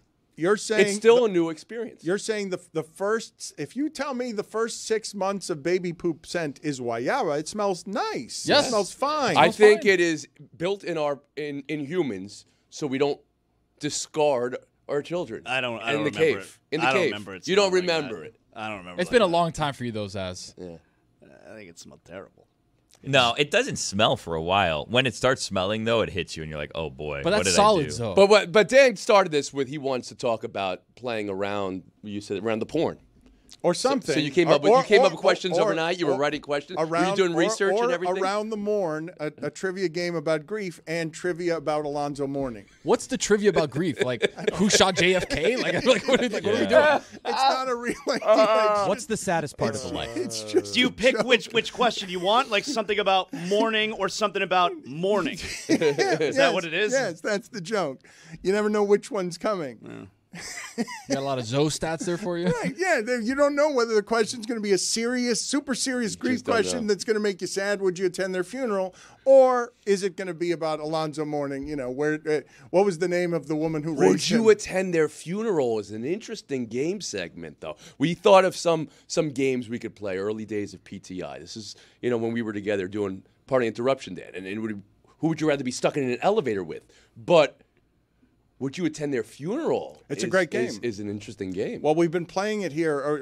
Should we play it with Tony Reale? Should we play the? Nah. You don't He'll want go to to play. He wants to play it. He thinks it's What? an interesting game. I think He we would be should- at everybody's. I'm not the one to play. I'm But you don't think I can put someone would for go to you everyone. right on the line? You don't think I can put? They would call me Mr. 3 to 5, 7 to 9. Tony I would fills show out up both that book, sessions yeah. of the funeral book. How long? Mr. How 3 to long- 5, 7 to 9. I'll be there for both shoulders. How long is your message in the book that you write? Like you flip no. the page with Yeah, like your goodbye message. I do. This is something we touched upon on South Beach Sessions. Let me go ahead and tease that, right? We got to this. What I write. I'm a writer. I like to write cards out to people. I'm in the process of doing that after we had the finale to the TV show. But I had to change. I had to take myself and my mind over what I would want for myself and think, what I should be writing for somebody who's in that position. Because how I feel about something isn't necessarily how someone else should feel about something. And that's what we get to. He gets to the core of that. South Beach Sessions coming out tomorrow. We've broken the top of the cup as well now. There's more news. Oh, Yeah. whoa! Well, that's a fraction. Whoa! That's a Russ situation. So the cup has been in our hands for 12 hours, and the bottom of it is dented. The most hallowed trophy in sports. Also, we've just broken the top of it. Break that shit. Wow. That's our cup. 2 years in a row. Break that shit, dude. Break Who it cares? and bury it under the remains of cares? Wanadu City They at got Sawgrass 17 Mills of them. Mall. Who cares? The guy with the white hair is going to come back with another. Oh, this is the Stanley Cup. No, we've got 8 of them. Sorry. Yeah, Break that shit. Actually, Tony, you're right about this. We learned the last time the cup was here, most hallowed trophy in sports. We interviewed the guy who protects it, and then I think someone whispered, "Yeah, there are like a dozen of them." It's like, this is the fake one. It's like, then why is he treating him with so much respect? Who cares? But they're 12, oh, I can't touch it. There are 12 guys running around with 12 trophies and whatever. They'll make 12 more. Break that shit. We're gonna break all of them. We're gonna keep. I'm going to tell Chris, when he gets to the elbow room, break that shit. That's not right. That's disrespectful. Canada can't be liking that. Dorks. Florida treats the trophy that way. Hold that. No, that's not cool, Tony. You don't care about hockey. You don't respect the cup. What are you He's got talking? a shirt and a hat. Who has more hockey stuff right now than me? Yeah. Literally who? Nobody. Not one person. I'm wearing skates right now. Zaslow, is one of your sons at the elbow room? My 16-year-old's at elbow room right now. What? Like with a fake? That can't be. What do you mean? Don't blow up a spot, dude. They're gonna look for the young Zaslow. Well, Like, hey, what are you if they're doing not going to let him in the doors, like he's outside, like they're bringing the cup right outside, walking on the beach, and my son's there. Yeah. But does he have your old ID? And he's No. passing as you? No. I mean, you guys probably have a similar, whole Yeah. situation. You Yeah. know? I mean, you Yeah. guys. Yeah, he might. His hair is a different color than mine, so I don't know. if Yeah, it'll pass. you're right. I mean, but there's the fullness. Young Zaslow. The fullness. Dan, did you notice that everybody here, like the big hockey guys, big Panthers, everyone's beard was already trimmed. Like they waited 0 minutes to trim their beard, shave their beards immediately. Like Chris Cody's beard was completely groomed. I was like, did you like race home to do that last night? He's like, oh, first thing in the morning, trim the beard. They wanted nothing to do with their playoff beards anymore now that it was done. By the way, buzzer at 6:30 in the morning when my wife is sleeping, not the play. Put it on the poll, please, Juju, at Le Batard Show. Does baby poop smell fine/nice? Until we get to solid foods, right? Then it changes. Until we get to solid foods. I believe the next incarnation of Tony Reality's life will have a lot of I hope it has a lot of parenting stuff in it. Yeah. Although I learned during the South Beach session that you mentioned, I did not realize that you were still at ESPN. Thank you very much. Well, but you're not on air anymore. At the right? moment, I'm not on air. I'll be happy to. Yeah, he's my coworker, colleagues. I don't have the back-to-back Broadcaster of the Year awards. Nobody's perfect. Neither does he. But you're going to be on the air these next couple of months? Oh, I mean, any conversation would be fine. I mean, I'd be happy to work. I'm happy to work.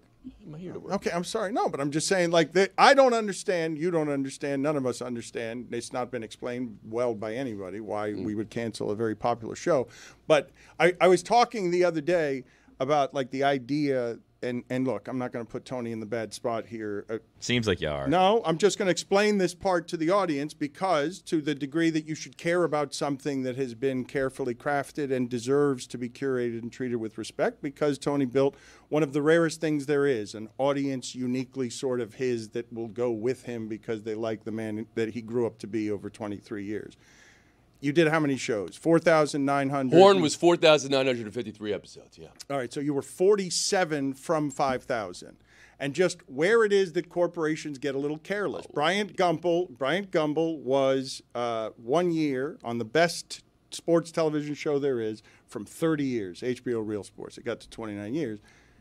The idea that he's being paid right now, but there are not shows when he could have gotten to 5,000 would I have don't been. think about that. Okay, well, I do. I'm not. You haven't said this to me. I'm saying this because nobody knows what episode you're on today right now, though. You're 20 years of DLS. What episode is it? You don't even know what episode you're on. I don't know, but YouTube.com/ @TonyReality is where you will find stuff that he will be doing to keep Around the Horn alive. Oh, for a little bit, but I'm going to be cooking in there. Is this part of Around the Horn right now?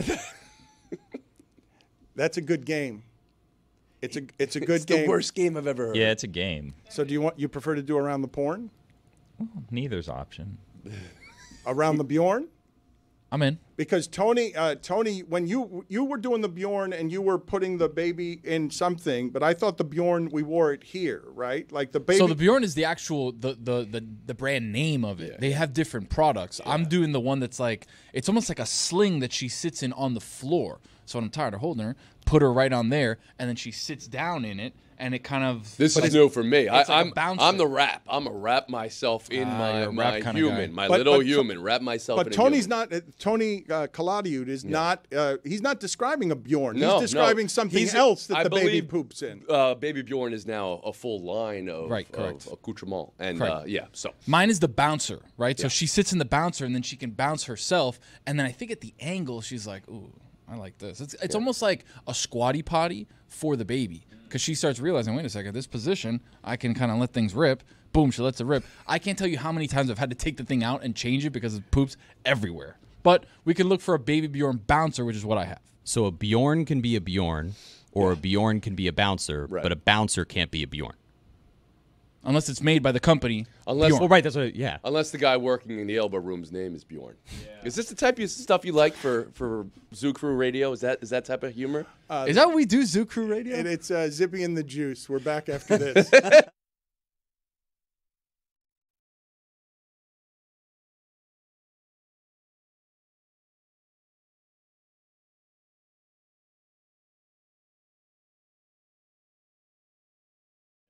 say you're scared because you know if my client kills, he could take your job. No, I want your client to do well. It's just that, talking about Reagan's trip to Pittsburgh 30 years later, it's not really timely anymore, okay? Can you try to update the material? Oh, and then people get furious. So there's all sorts of reasons why. But I think the key is I was always happy at whatever level I was at. I mean, I used to have a day job and then be a comedian at night, and I would bank one and spend the other. And then when the comedian money got to be pretty good, I quit the other job.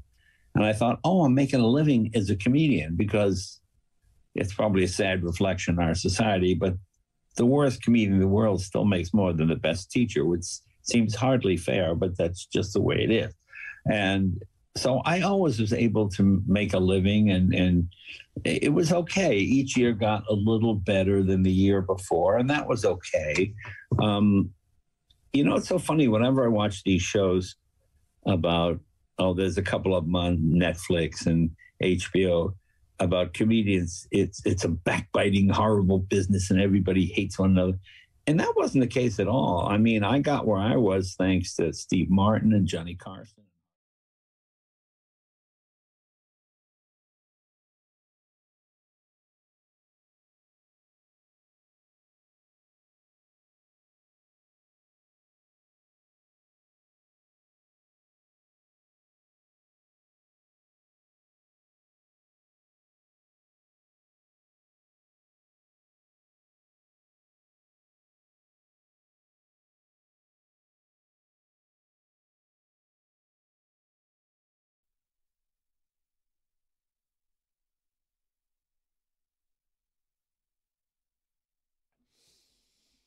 Oh, this is like reverse Bill O'Reilly right now. I look taller than you. Look at this.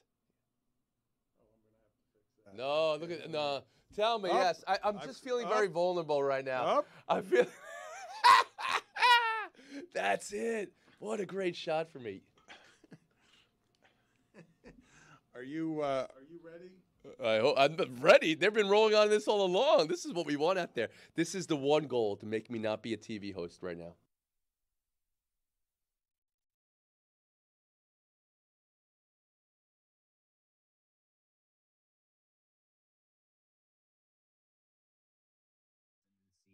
DeGeneres and some other comedians as well. And you can't do every job every day. So I've always found comedians to be extremely supportive.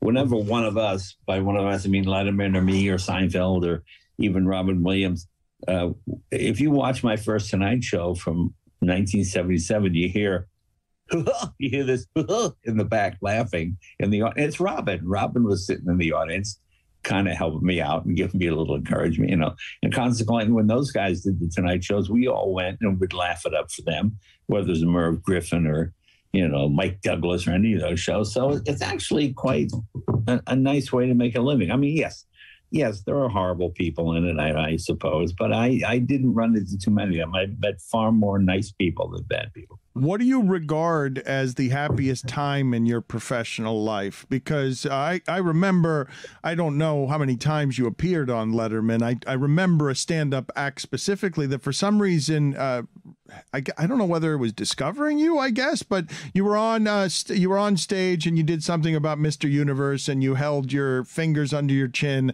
and you made, some other interplanetary weightlifter was furious because, we had decided that I should have won. Something about how did Venus win? I should have won. It was how they have Mr. Universe. If there's the happiest time. Yesterday was pretty good, but the happiest time was probably when I was doing Letterman show every month. About every 4 weeks, I do a Letterman show, and it was the first time that I got to be on with a contemporary, because like with Johnny Carson, like when it seemed, hi, Mr. Carson, call me Johnny. Well, when you grow up in New England, you grow up, you don't call parents by their first name. Jay, these are my parents, Bob and Agnes. Oh, hi, Bob. No, I'm Mr. and Mrs. Minicelli. How are you? Nice to meet you. So to me, it was always weird doing Merv Griffin or Mike Douglas or any of those shows, because I was talking to an adult and I was essentially a kid. And then finally, when Letterman got a show, I could want to go, hey, Dave, nice tie, Dave.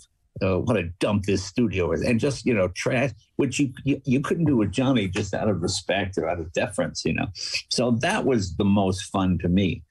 And you really got a chance to be yourself. The fun thing about doing Letterman in those early days was making Letterman laugh on the way to the joke as opposed to the joke. Letterman was a guy who always got nervous before he went on stage. I didn't get nervous.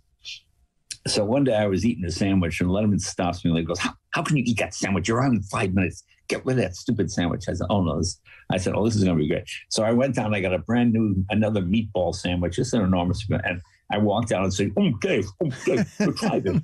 And I put the sandwich on his desk and of course the meatballs getting all over everything. And Dave was just, acting flustered. And I said, Dave, try this meatball. I'm not eating that disgusting meatball. And we had so much fun because this is all ad-libbed. And it was happening in the moment. So if I had to pick the most exciting part of my career, that was probably it. That whole 3-year, 4-year period of just constantly doing Letterman all the time and going on, writing material literally the day before and then going on and doing it. So yeah, that would certainly be it. I don't know if you've examined this because I regard you as someone who generally comes from a happier place with comedy, or a better relationship with comedy, where Letterman seemed it was colder, or that, he would be a little miserable, or some of the negative feelings. He wasn't quite as comfortable ever, and it was part of his charm and funny. But you had a unique access to such a time in late night television where these cathedrals exist, and you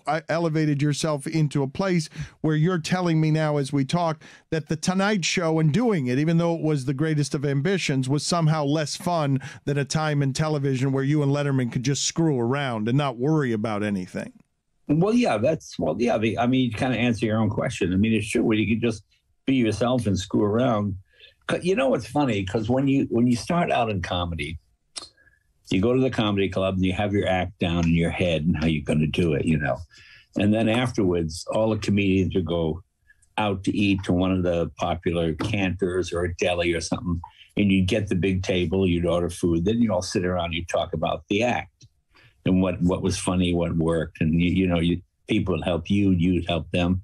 But then something kind of interesting would happen. You'd find you had even funnier stories just riffing with the guys. And you realize, hey, I'm getting laughs here, but there's no punchline. There's no real ending to it. There's no beginning. It's just a funny story. And that's what was something I was able to bring the Letterman show, because before you sort of write joke, tell joke, get check, real simple, Whereas with Letterman, the fun was always on the way to the joke. I remember it. And I don't think he ever got to the team, but I went on Letterman's show. Letterman, what did you get up to? I said, Dave, I was out at the old Manson place the other day. Just want to see the guys, see what they've been up to since the massacre. It's kind of laying low. And the old Manson place, why you just, yeah, Dave, you know Charlie and the guy. And, we're just talking like this, like as if they were, not horrible murderers, but and it was really funny and people laughed, and there was no ending. There was no beginning. Oh, we just went to commercial break. Thinking Big with Kevin Hart. I'm very excited about doing this because this is a human being I'm very curious about. His insatiability, his conquering, his ability to be, I think I can say this, if not the most successful comedian in America, the most popular comedian in America. Usually stadiums don't get sold out. Kevin Hart, thank you for being here. I am really interested in finding out how you're built. Your friend Neil Brennan tells me, ask him about his past and you will understand why he can't stop working and why he will never stop working. That's very true. Neil is a really good friend of mine. Great guy, too. I like Neil all around in general. He's just a good definition of a person.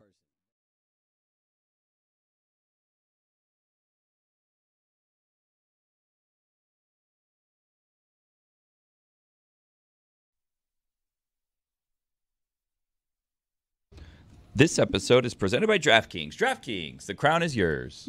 Chris, Cody, and Roy are late to the party at the Elbow Room.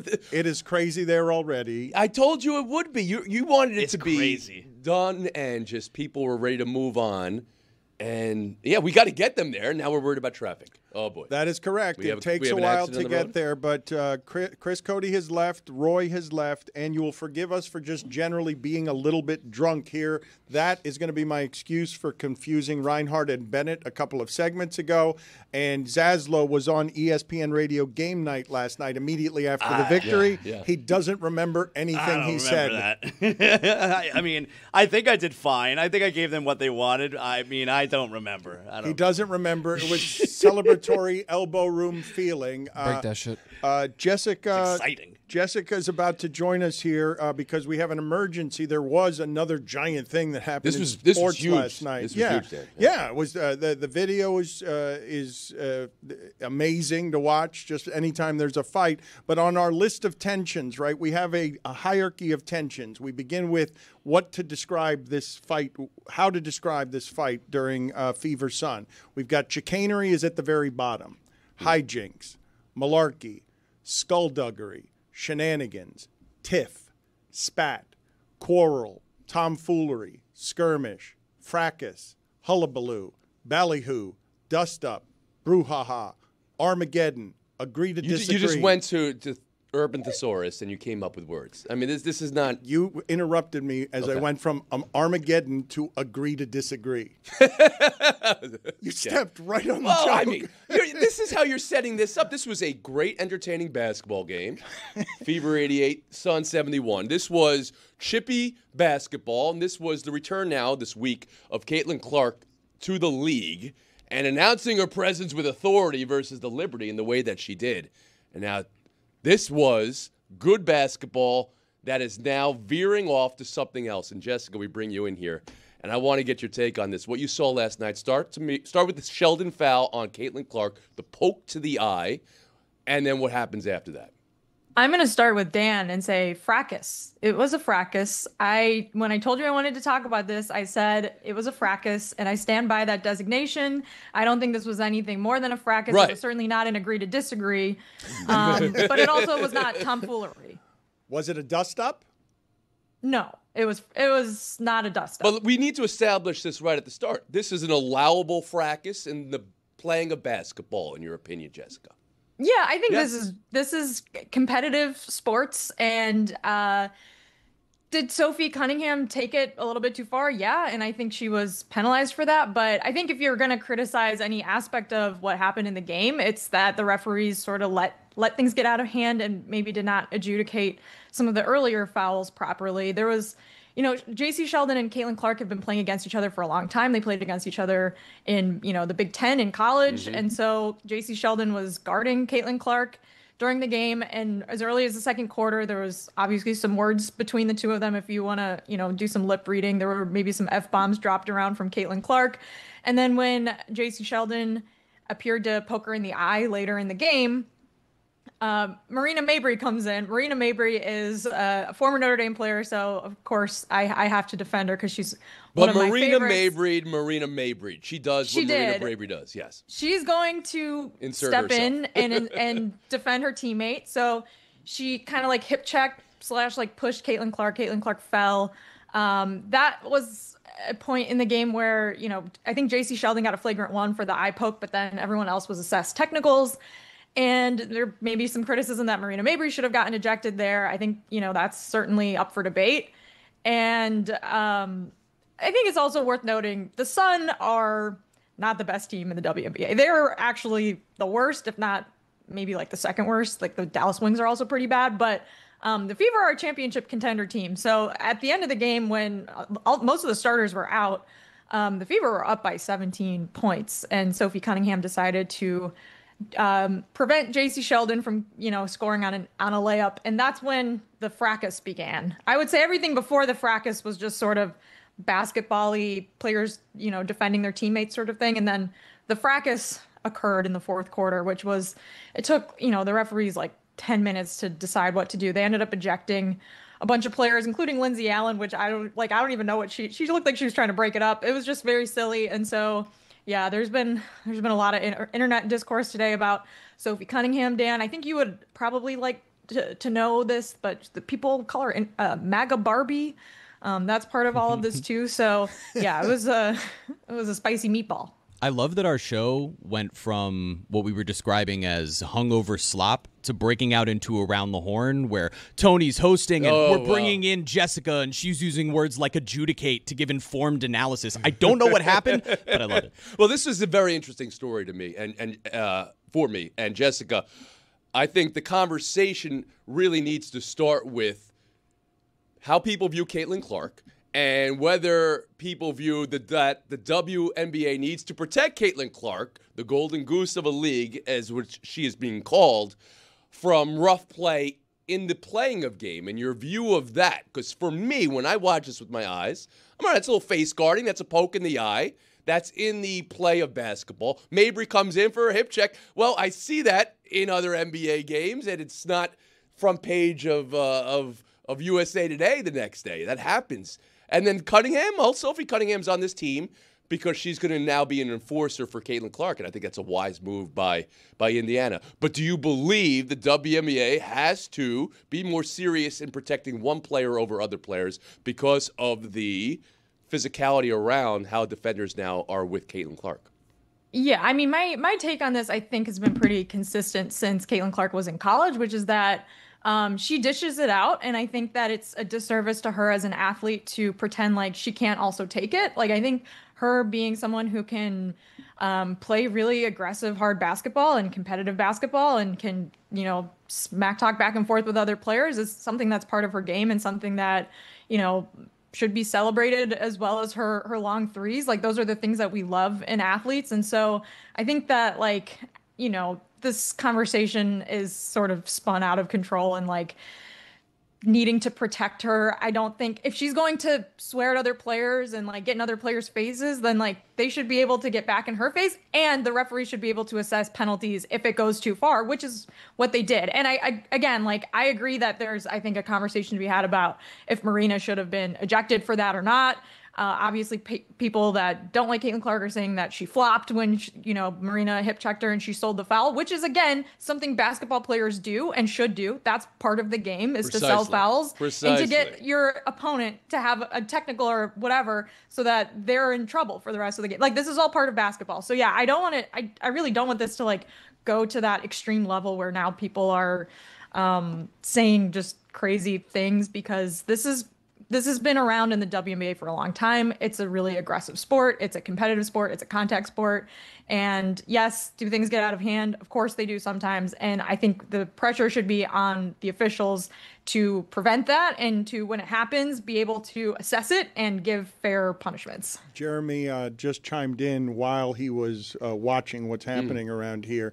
And when you chimed in very precisely there with the word precisely, he was expecting to hear the around the horn sound of points given, because evidently it's been ingrained in all of us. My voice evidently, that's one of your tells. Jessica, I would say that would have been a 15-point answer. Really? Wow. Absolutely a 15-point answer. That would be you'd be leading going into the buy or sell. 15-point answer. Well, I mean, here's what happens with if you're watching a game and then you're watching social media, watch a game.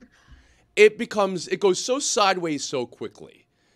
And this should be celebrated for physical basketball, because we wouldn't be leading parades that the NBA needs to protect these certain players from being poked in the eye. Her last time out of the court, Caitlin Clark hit 6 3-pointers from over 26 feet. How do you stop that? Well, you got to put a hand in the face. High poking happens in basketball. Now, the hip check that comes afterward, it happens in basketball too. It's not a basketball play. It gets assessed a T or an ejection, and we move on from that. The Indiana Fever built this team. They're a wagon this year. They haven't played a full game of basketball really this whole season. They haven't got the full DeWanna Bonner yet. They haven't gotten the full Caitlin Clark, as we know. She missed 3 weeks. But they're going to be a contender this season. But what they were smart, they built a team now with some enforcers. Sophie Cunningham is happy to mix it up. That's cool. When you say the words, that's a wagon, I've heard them all the time. The Panthers are officially a wagon now. They were a wagon last year. They're a double wagon now. It's something that's just not the best players. It's a team that really complements each other, I think, more than the team we saw last year. But where does the expression come from? Forgive me for not knowing. They're a wagon. I know what it means, but I don't know how it starts or why it is the Panthers are a wagon, but they're called a wagon. Do you know? You're asking me for the etymology of a phrase that is no. I mean, they're I going always thought it was downhill, like and it's really hard to Someone has a stop. wagon. Like someone has a wagon. Ooh, they got a big butt. Okay, now That's we where I've got. heard. No, She we're said not, it. I'm not saying that either in Well, this discussion. That feels I think Like that's Mrs. a Mac. caboose. The New York Got a big Liberty and the wagon. Minnesota Lynx are the best teams in the WNBA, but the Fever now are right there with the roster that they put out there. And we can keep this conversation always, as we should, about basketball. But that is a team going downhill Got now that thing on in a it. way that is hard to Hey. No, we're not doing this. Whoa. We're No, not he's doing right. this. He's right. We're He's not right. doing He's this. right about that. He's right about that. You got a fatty dumpy, Dan. So now you're at minus 15 points, Saz, and now your back-to-back broadcaster of the year Jessica's killing me is now. really. This might as well be a Jessica FaceTime here.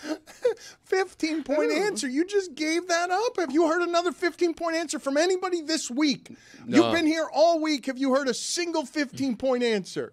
Well, I really like Billy going for the Ocean's 14 job, stealing the Stanley Cup. I thought that would have been outstanding. That was well thought out. It was there. It was there for the taking. It still may be.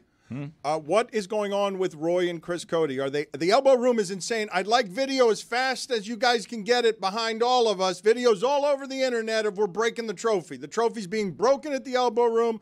The party has begun in South Florida. Yes, Jessica. I would just like to say, if I were there today, Dan, I would be begging you not to go to the elbow room because that is who would want to drive all the way to the elbow room? Again, from it's the about the driving. This After is they just unbelievable. Driven all the way down to Miami. There's no way in hell you could pay me to go to the elbow room today, Dan. It's been what? Probably 7-8 weeks since the last time I drove on I-95 in Miami. This is I what this never has become. want to do it So again. we talked Never. earlier, I'm Jessica, never about whether coming back. championship fatigue was in play here. And we didn't think it was true for this particular team, the Panthers, because of the way they. I think Jessica had to move because of the traffic. She's not complaining about a small thing. It is a suffering down here. We have hell. We have 7 times too many people. We don't need this many people down here. We don't have the infrastructure for this many cars. Like Jessica, I think she moved because traffic. Number one. I live a pretty beautiful life. Yes, I have traffic. multiple jobs that I love. I have a beautiful, loving wife. I think the thing that keeps me from feeling like I have a perfect life is the drive back and forth from Broward County to come do this show every day. Are Chris and Roy there yet? We sent them too late. They have not gotten there yet. They're gonna get there at like 4 Yeah. p.m. Dan. It's like it's a work day and there's traffic. If pretty much only from we could have 4:30 foreseen that this in was the a morning. possibility. Yeah, It's going to take them hours to get there, and then they have to find parking. All right, so we will see. That's going to take an hour and a half We itself. will see when a hungover Roy and Roy's dry. A hungover Chris joins us with Friday. hungover Zaslow, who can't remember what he said on ESPN Radio Game Night. I was talking earlier this week about, and I don't know, we became fascinated for about a week before about that submersible being stuck in the bottom of the ocean and the idea that people were trapped down there. There are not one but 2 documentaries. I've only seen one of them, and I know this is a Jessica interest from going back where we were all captivated by this story. The documentary I saw, I don't know which one of the 2 it is. It was very good and it answered almost all of my questions. Were the 2 documentaries comparable? Have you seen both of these? I have seen both Ocean Gate, Titan submersible documentaries, Dan, so you don't have to. I am here to report that, yes, they are about the same. There's some subtle differences in them. One's on HBO. It was, I think, produced by Discovery and BBC. That one has more of the Coast Guard investigation in it. It has the mother of the 19-year-old who died on the submersible with his father. It has a few interviews that the Netflix one doesn't have. And then likewise, the Netflix one has David Lockridge, who was a former Ocean Gate employee who sued, filed a whistleblower complaint with OSHA and was sued, countersued, and he sort of, blew the whistle on the whole thing before the submersible actually imploded, saying that this was unsafe. And so that, they're a little bit different talking heads, but essentially the same thing, which is that this thing was doomed from the start. And it was a terrible idea to use carbon fiber to create a submersible that was going to go down this far. It had never been done before because that material is not conducive to that amount of pressure. And the guy, if he hadn't died, Stockton Rush, with his submersible, he would be the most sued person alive, like the most in jail person that's ever been accused of a crime. Is that measurable? Most in jail? Yes. Like he knew that this was not a good idea, but he kept going. It felt to me by the end of the documentary I saw, you correct me if I have it wrong with the other documentary, but not just that as the conclusion, but that it is possible that he at the end took one of those trips because he knew that's how his life was going to end, to get away from what would be all of his problems, because there was no way that his dreams were going to come true on whatever the commerce of that thing was supposed to be. And he took 5 people down with him? I mean, that's exactly, Tony. Like, that's the tragedy of it. Like, it's sort of easy to laugh at, I guess, if you can try to not think. It's hard to like separate the fact that like some innocent people died for me, so it's like not funny, but like, I don't know, I guess people find some humor in the fact that like these super wealthy people thought they could do this. I'm not sure. But anyways, yes, Dan, there are people that speculate that he was sort of like borderline suicidal because he had so much money tied up in this, and he knew that the second hull that they constructed after the first one was compromised and needed to be rebuilt was actually not suitable. And so he'd rather be on the submersible if something happened versus on the boat that, you know, the like recovery boat or whatever the boat's called, support boat, I think. And I don't know if that's true. I've also read other people say that no, he actually believed this thing was really safe, and he totally had complete faith in his creation. So I think there's a lot of speculation there. Have any of you been on a submarine? The idea of it, the comfort level that you would have going to pressures that in a tube. I've not been in one, but the idea that this thing is super small. Okay, it was the craziness of going to the Titanic in this thing, and him thinking that the carbon fiber was making it the safest place in the world, while it's making sounds from the pressure of carbon fiber breaking in a way that like reminds you, oh, this thing is breaking while he's saying it's safe. Like the whole thing sounded. How big was the window that they were looking at? Very small. Very small. So the point and it was is bolted on with like 4 bolts, and that was it. And you couldn't open it from the inside. The whole thing felt claustrophobic to me in a way you go I can't even explain to you. Glass bottom boat, and it's always underwhelming. It's always like, oh, there's one fish, you know, that looks to be moving by, and there's more schmutz in the water than you're expecting. So you're not getting the views. Not worth it. It's so, and everything about it. When we thought it was possible, they had, what was it, Jessica? 24 or 36 hours of air if they were, you know, not immediately deceased by the crack and pressure, and we were pinging noises down there. Just imagine being in complete darkness for 36 hours. I mean, everything about it is a nightmare. Yeah. Let's segue to other things. Just I don't like it. Was that part of the morning around the morn? Was this that segment? That would have been good. I didn't. Submersible around the morn. Around the morn, submersible trivia and questions about Alonzo Mourning. Around the morn. That's actually decent. Stop! Don't humor I would him. say There's nothing decent about this. There's nothing. One more thing, which is that like the audience is probably sick of hearing us talk about this, and I understand. However, I also thought I was sick of this story and didn't care about it anymore until I watched the first documentary, and then I was like, oh no, I can't get enough of this. This is like one of the most absurd things that has ever happened, and I keep reading more and more about it. I'm on the Ocean Gate Titan Reddit, like the subreddit. Would like, you? I'm should I deep in the watch? hole. Should I watch the second one? I've seen the one with the mother. So is it worth watching the second one, or is it just going to be redundant? I mean, depends how much free time you have. Because was it the Fire Festival? I watched both of those documentaries, and those were both those were both very different. I enjoyed both of them. It's unfortunate when 2 documentaries on the same subject, like those people had to be rushing each other to try and beat each other to market. I want a documentary on that. The documentary on the 2 documentaries and how we are navigating that. I am told we have live elbow room coverage. Do we have a camera present wherever it is that, okay, they've gathered on that corner. Look at the frenzy. Canada, eat your heart out right there. The frenzy on the corner. What is that? That's near Las Olas. Which the quarter deck is around the corner. What street is that? What corner is that? Do we know the street names? I believe that's the corner of A1A and Las Olas specifically. It could be sunrise. I will confirm for you. Beach looking good today. Well, yes, it's looked lovely the last 3 days, but not worth the traffic, according to Jessica. This is unbelievable. But Chris and Roy are not yet there. We have a camera there, a live cam, but not yet Chris and Roy. Okay, we'll wait for them to get there. Yesterday, Stugotz left, and I thought it was funny that he left. This is the first art story that I have ever seen Stugotz take interest in. And it's because some tourists in Italy were at a museum and just sat on a chair that was like, who was it made by? Who was the chair made by? Jessica may know this for sure, but I believe it was not made by Van Gogh. It was made in the spirit of Van Gogh. That's why it's not maybe a timeless piece, right, Jessica? Exactly. It's like a contemporary rendition of the famous chair painting that Van Gogh painted, in the 19th century. So it is not in itself a priceless work of art, but it is a Swarovski crystal chair in a museum in Verona, Italy. And they just up and dipped after they broke it, right?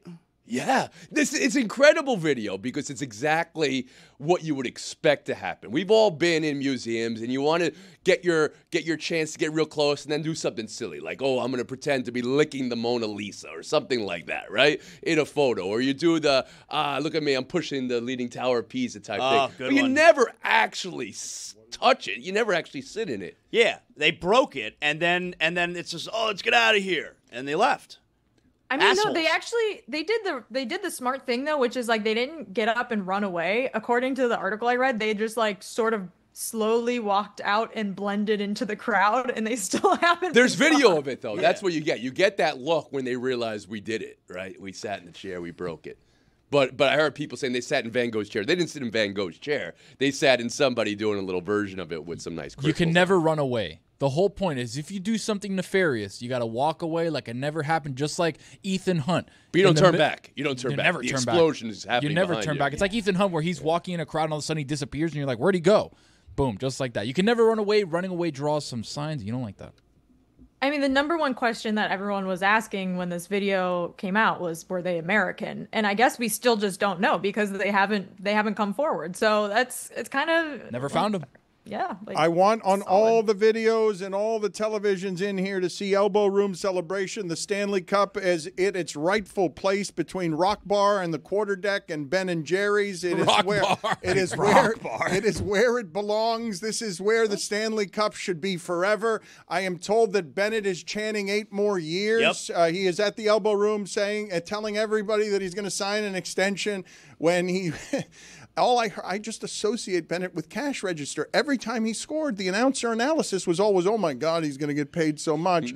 And now he's just shouting, what's that going to cost, Zaslow? 8 more years. The Panthers are drunk on power. They've got the business to afford expensive players. Hopefully something like 8x8, maybe 8.5.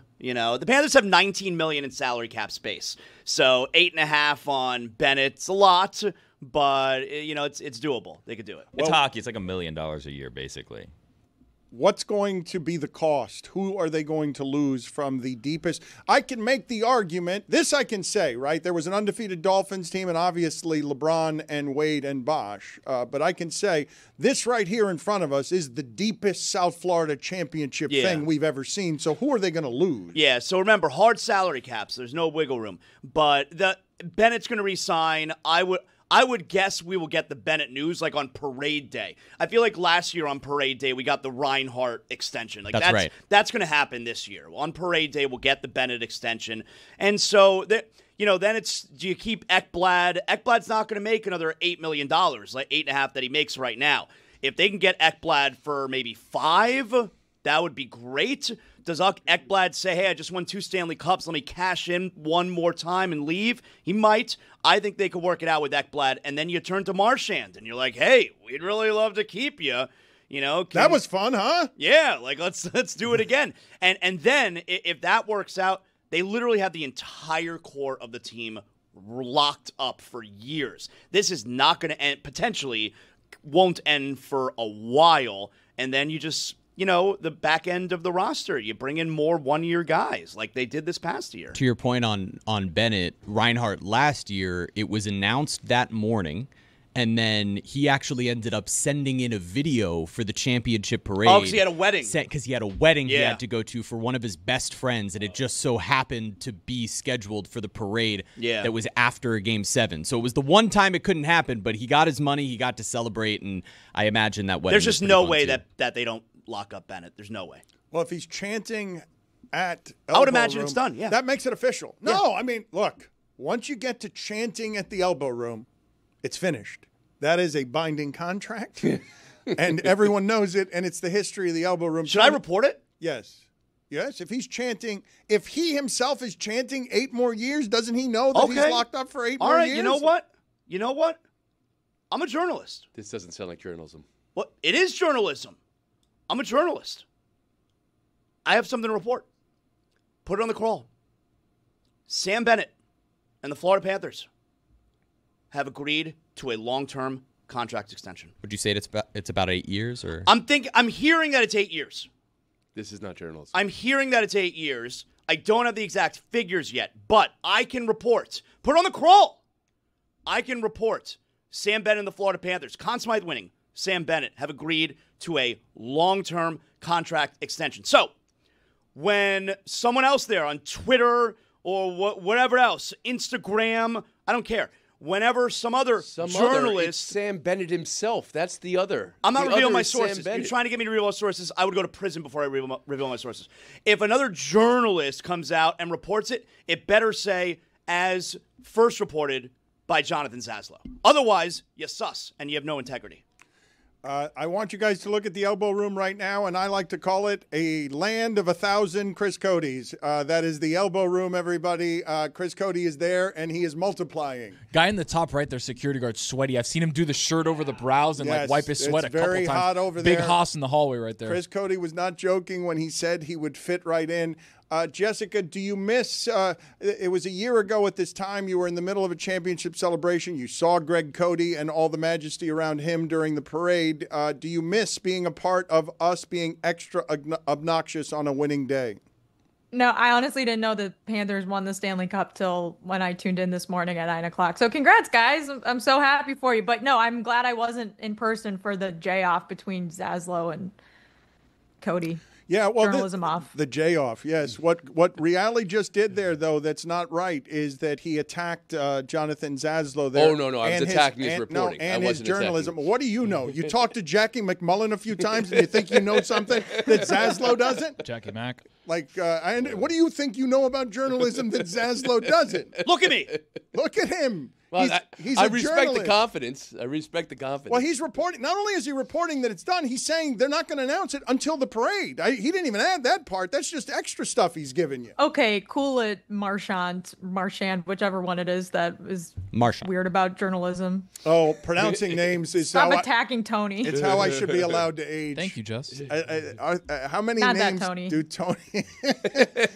How many names do Tony? What are the signs of Tony and Mike aging? What are the televised signs? Well, I mean, the Wilbon Shuffle. You saw it firsthand when he came in for South Beach Sessions. You know, the Wilbon Shuffle is incredible. I mean, Tony has his curmudgeonly ways have softened.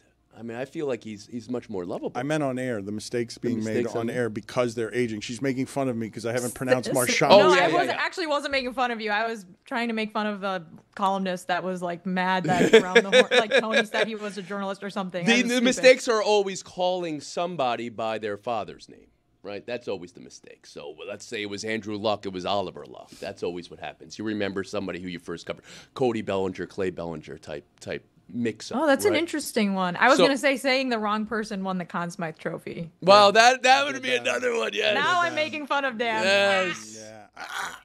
That one hurt. That one hurt. It's why it took 2 hours to get to somebody scored 4 goals in a clinching game last night. Usually that's the thing that echoes. You did more time on traffic than you did on Conn Smythe. That first goal was unbelievable. That was one of the greatest goals you've ever seen. That first goal from Wright. You see that?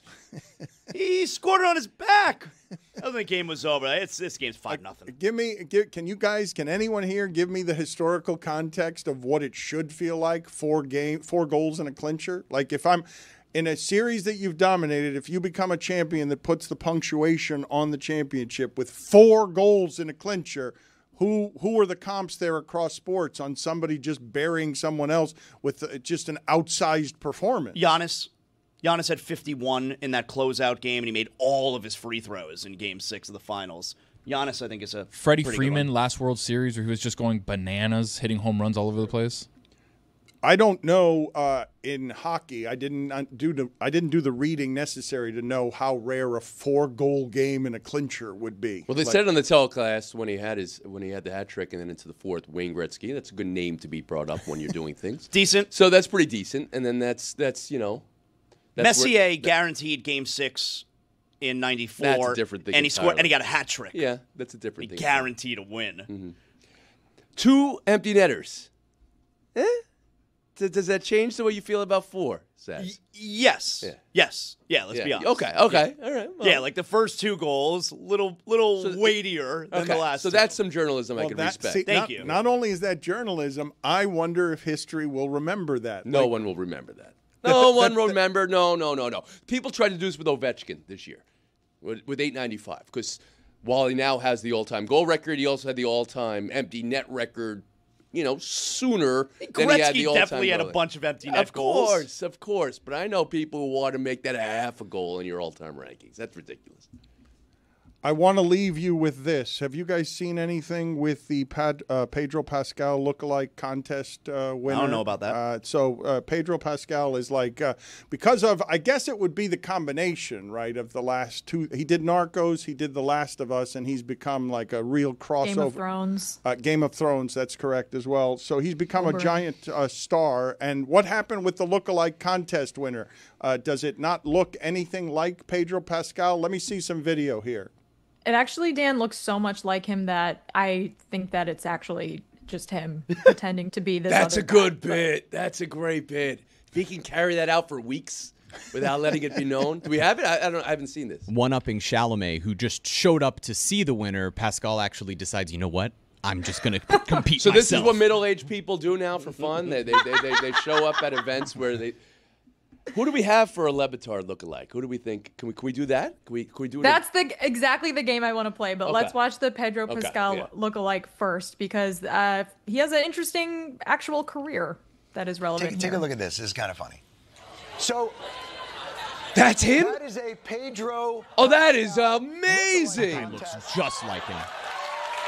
Oh, even the gesticulating, he's giving you a little bit of a flair and a kiss. Big deal, I think, here at the show, because that Pedro Pascal is our lighting designer. Oh, that's amazing. That's great too. What a great bid. No George, way. do this. George, is George? What? George. No way. But he's leaning into it, right? I've never Yeah, I known mean, he's 100%. that he looks like Pedro Pascal. Do we have a picture of what he looks like around the office? Oh, okay. He cleaned it up. Okay, I see what's How happening. did you do this? Well, it's pretty funny. Tyler Goldman, stage manager, sent out a group text on maybe Wednesday last week. Where's Tyler? There he is. What's up, Tyler? And he was like, yo, you should go win a year of free burritos. And I was like, okay. And I went home on that day and I forgot about it. And then on Friday, I showed it to my wife. And she was like, yo, you're doing this. And my neighbor in my building is a stylist. She does more still photography shoots. And she was like, yo, I've got pants, I got shoes, here's glasses. She's like, you just got to get a shirt. And I showed up on Father's Day. You were supposed to pre-signed up. I did not sign up. I rolled up and I'm like, yo, I'm here. And they're like, you're going to win. It's the haircut. It's a good bit. It's everything. It's a good bit. You throw some glasses and a mustache as opposed to the beard, and it changes everything. He looked nothing like Pedro Pascal, and now I've never seen someone look more like another person. Yeah, he's got a Clark Kent Superman thing going crazy. on there. Jessica, good seeing you again. Talk to you next Danny week. Benitez is our Dan Le Batard lookalike. That was my idea. Okay, bye. Chris Penn, I thought her flounder from Animal House. 15-point answer earlier in the show for Jessica, leading after one round.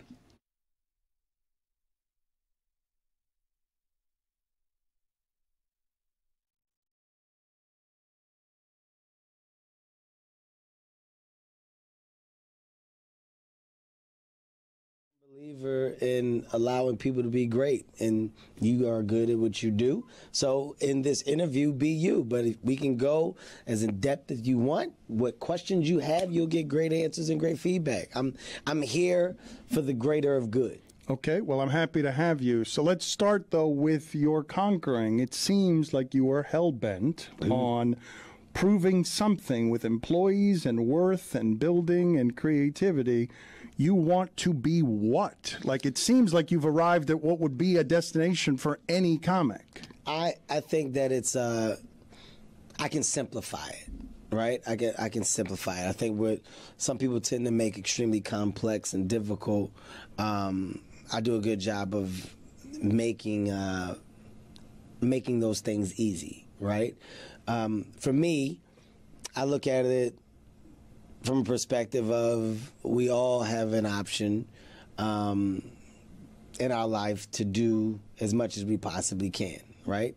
And you can take that option and max it out, or you can do the minimum, or you can, do, I guess, what can be deemed to be the mid-level of whatever, right?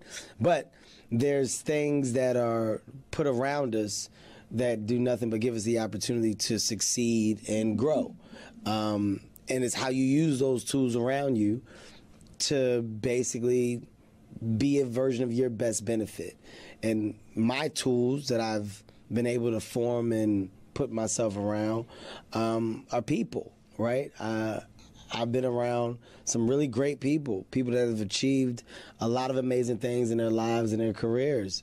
And in doing that, it's motivating. It's inspiring. But have you met many like you? The Rock you guys seem to have like a common space where you both understand, we want everything. We want everything. You've met a lot of people like that? I've met a lot of people like that. I'm an entrepreneur, right? So an entrepreneur, businessman, a mogul, whatever you want to define it as, there's people that have multiple layers. There's people that want to do a lot of things. There's people that do a lot of things. There's a lot of companies that have been developed to basically now act in a space because of their now ecosystem. They're able to do so much, right? Like the bandwidth of one thing is no longer just the one. It's, look at Amazon, look at Disney, look at these companies that have a multi-layered system, right? It's an amusement park, but then we do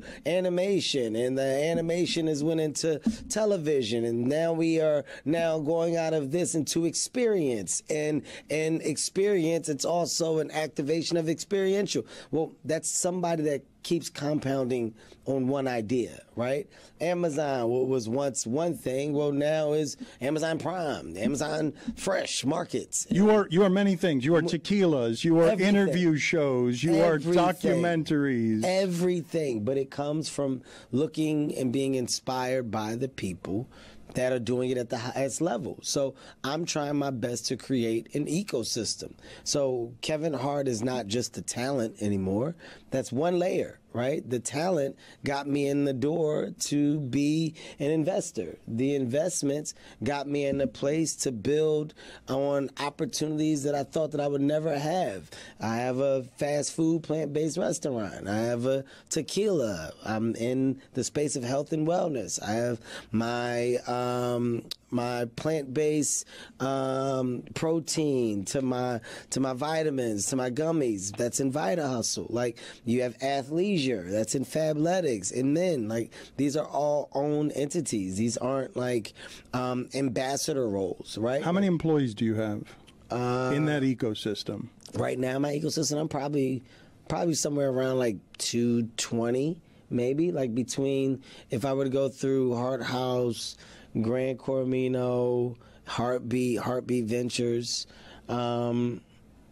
probably pushing around 220. Because your life looks, from the outside, anybody would look at it and say, man, that seems fun. And some of what I see in your life, because I'm way outside it, obviously, is like, man, that seems like a lot of responsibility, a lot of pressure, a lot of people that he doesn't want to let down. Mm-hmm. And I don't know if his life is always fun. I don't know how he leads. It seems like he's got a lot on him. Well, you have to have some type of passion for the thing that you're doing, right? Like, is it stressful? Does it become a lot of times, of course, but that's a part of the journey. It's not going to be easy. It's not supposed to be easy. If it was, then everybody would do it.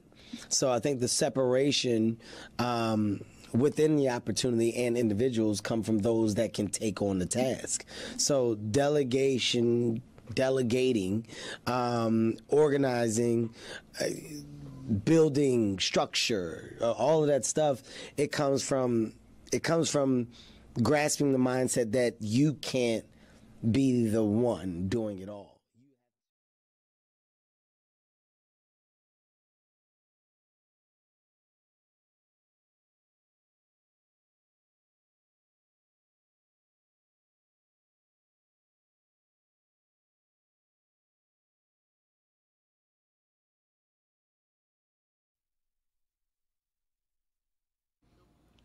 The Stanley Cup is where it belongs, near the quarter deck by Ben & Jerry's, near Rock Bar on Las Olas. Everyone knows it. It stays there. South Florida owns the Stanley Cup. Zaslo's about to leave because he's very wanted by ESPN Radio, even though right now, last night, he said a bunch of things on, what is it, the show? Game Night? Game Night, yeah. Game Night. They Great called show. him, and he had things to say, and he doesn't remember any of them. Nah, not really. Before we bring in Nick Wright here and Tony Reale to carry us as Billy Gill Wild Willie Wednesday continues, Chris and Roy have arrived at the Elbow Room, the rightful home of the Stanley Cup, two-time defending champions. I'm not confident in either our audio or our video. Roy, take it away. We are live here at the Elbow Room. Why is everybody laughing? Well, just because it froze immediately, and we will go back to you. Who's that behind you, Roy? Who is that? Okay, he's frozen too. Roy, we'll get back to you shortly if there's time. We will get a live.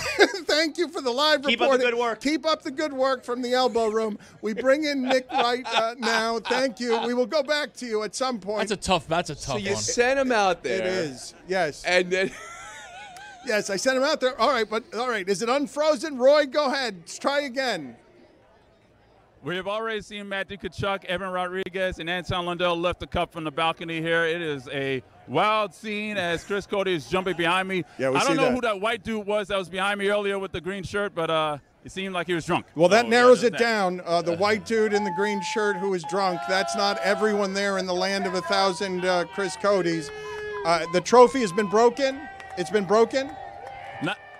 Not that I've seen yet. Okay, I don't not believe good it's broken reporting. yet. No, it is broken. You're Break close. that shit. I just got here, Dan. Only in two places. I literally just got here, Okay.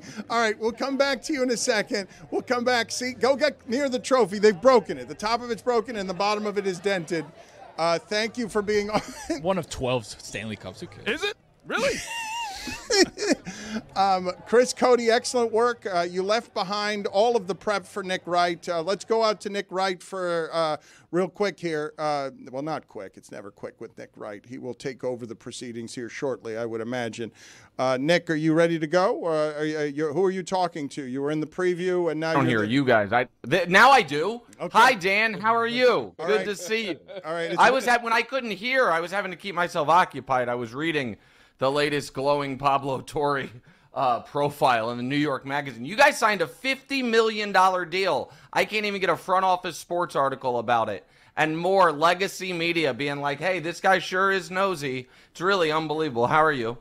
So Pablo is featured in a very prestigious publication. I had not heard this. New York Magazine. And as you could guess, it took 13 words before the Peabodys were mentioned. And so that was good. By the way, speaking of featured, I did think it was nice that Pablo because I didn't like Pablo and Bill feuding. I thought it was nice that he went on the pod with Bill and stood his ground, to his credit, didn't back down. And if people didn't hear it, we did a kind of super cut of it for him so they could hear the 90 minutes or 60 minutes Pablo and Bill spent hashing it out. Two podcast legends. Go play it for us if you could. Murrow and Peabody nominated Edward R. Murrow Award. Peabody Award nominated Peabody. Edward R. Murrow Peabody. Peabody Award nominated Peabody. Peabody and Edward R. Murrow Award. Murrow and Peabody. That's Bill Simmons and Pablo Torre. Why didn't you like to see them fighting? Well, here's the thing. I know that, that's his Dan. catchphrase. Don't take the "here's the thing." That's his transition is "here's the thing." It's his pompous broadcasting bridge. So I guess in theory I wouldn't have minded seeing them fighting, but I actually like both of those people. I know that you might be like, Nick, you like Pablo? I do like Pablo. I imagine I have the relationship with Pablo that Pablo has with Larsa Pippen, where like I don't have anything against him. I'm kind of fascinated by him. I don't totally understand the big deal, but there's no ill will. And Simmons is obviously a legend in the industry, and so I didn't want to see them fighting over Bill Belichick, so I was glad they squashed it. You don't understand what big deal? I don't understand why there has been, again, I'll just say what I said. This is really just a defense of the Le Batard Show. If you weren't watching your guys' show the day you announced your latest partnership with your friends and my friends at DraftKings, I don't know if anyone knows about it. Meanwhile, you could have been on an around-the-world 180-day cruise, and you are still, you're inundated with updates on, the world according to Garp via Pablo Torre. It's just a weird media diet as far as what people think is relevant and what's not. And I just thought you guys going out on your own doing a thing, like, where's that profile? Where's Chris Cody was right about Connor McDavid? Where's that profile? Where's Roy basking in the glory of a 2-time champion in South Florida? Where's that profile? That's all. I'm just asking for a more, a kind of distribution of the glowing pieces. That's all. Maybe it's jealousy from me. Let me see what else I have to read here. This is the Washington Post. Let me see what this is. Yeah, you got a big article there where you're wearing that was good. Nice. Oh, look who's on the front of that. Yeah, that's Hold you. on. Oh, no, that's the Capitals. Sorry, I thought it was the Panthers at first, but no, that's me. But that's fine. You. But it's not the New York Magazine, tell you that much. It's not the Atlantic. Tony, do you have a defense of your boy Pablo Torre? Because Nick Wright, Tony Reale here, my man. Oh, it's Reale. Yes, it is. Oh, I didn't know you were here. I'm right here, man. Can I take it all back? No. Oh, my God. I've never talked to Reale. Nick, I'm so excited to talk to Reale. I just want to say. Think I'm an ass. No, I think you are who you are, but I would say it's possible you're online a little too much. And this is advice I would impart. I mean, it's just a little bit too much. That's all. I mean, you're keeping up with the amount of mentions of people in certain publications. Well, no, but this is egregious. Hold on. What, Billy, put on here for me, please, and stop watching the television of another show here when you're in EP. Play for me again the sound that Nick played of the Bill Simmons podcast. Murrow and Peabody's Peabody nominated Edward R. Murrow Award. Peabody Award nominated Peabody. I'll give Nick credit for this. This is a good bit. Peabody Award nominated Peabody's Peabody Edward R. Murrow Award. No, this is a good. That I give him 5 points for. Nick Wright +5. Ding, ding, ding. Wow! Do we have it on the ding dings? Can I break the fourth wall or whatever it's called? Can I have a moment of earnestness? Yes, that's. I think you've been very earnest about how much. But kind earnestness.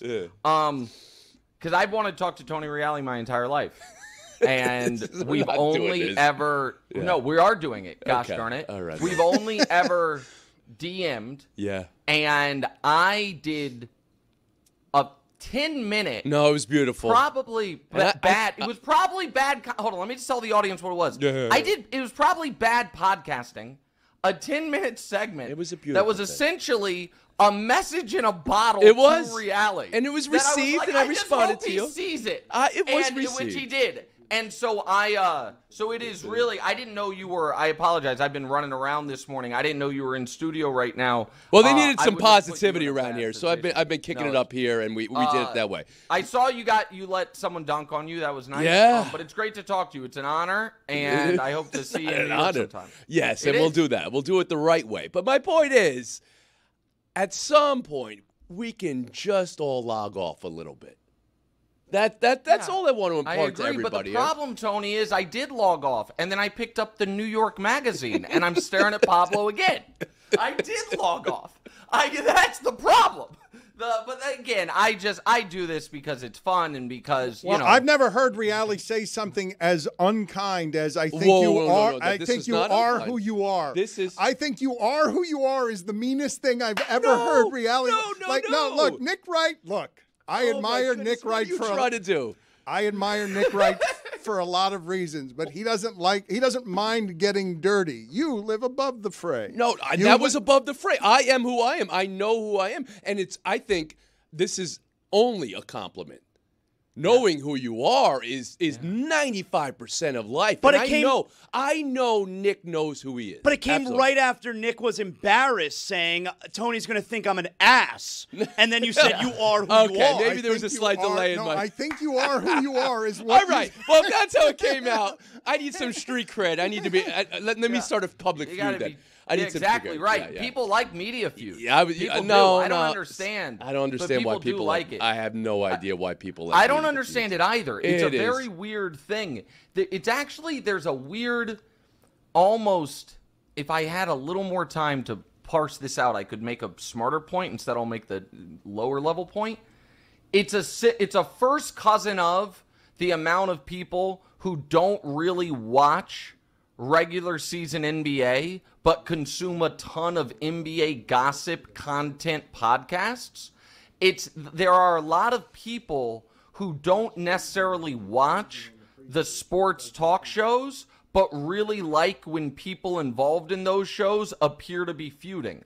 I didn't have enough time to really put a fine point on it, but that is an odd thing that definitely exists. I'll give you 2 points for that. I don't agree with the whole place that the NBA is in, where we overlook what actual basketball is, and we're just going to talk about feuds, or even worse, where somebody wants to play 3 months from now, 8 months from now, when we're in the middle of the NBA Finals. That, to me, is tiresome. Yeah, what about, or feuding, or media But just to go back to my appreciation of humanity, I believe knowing who you are is 95%.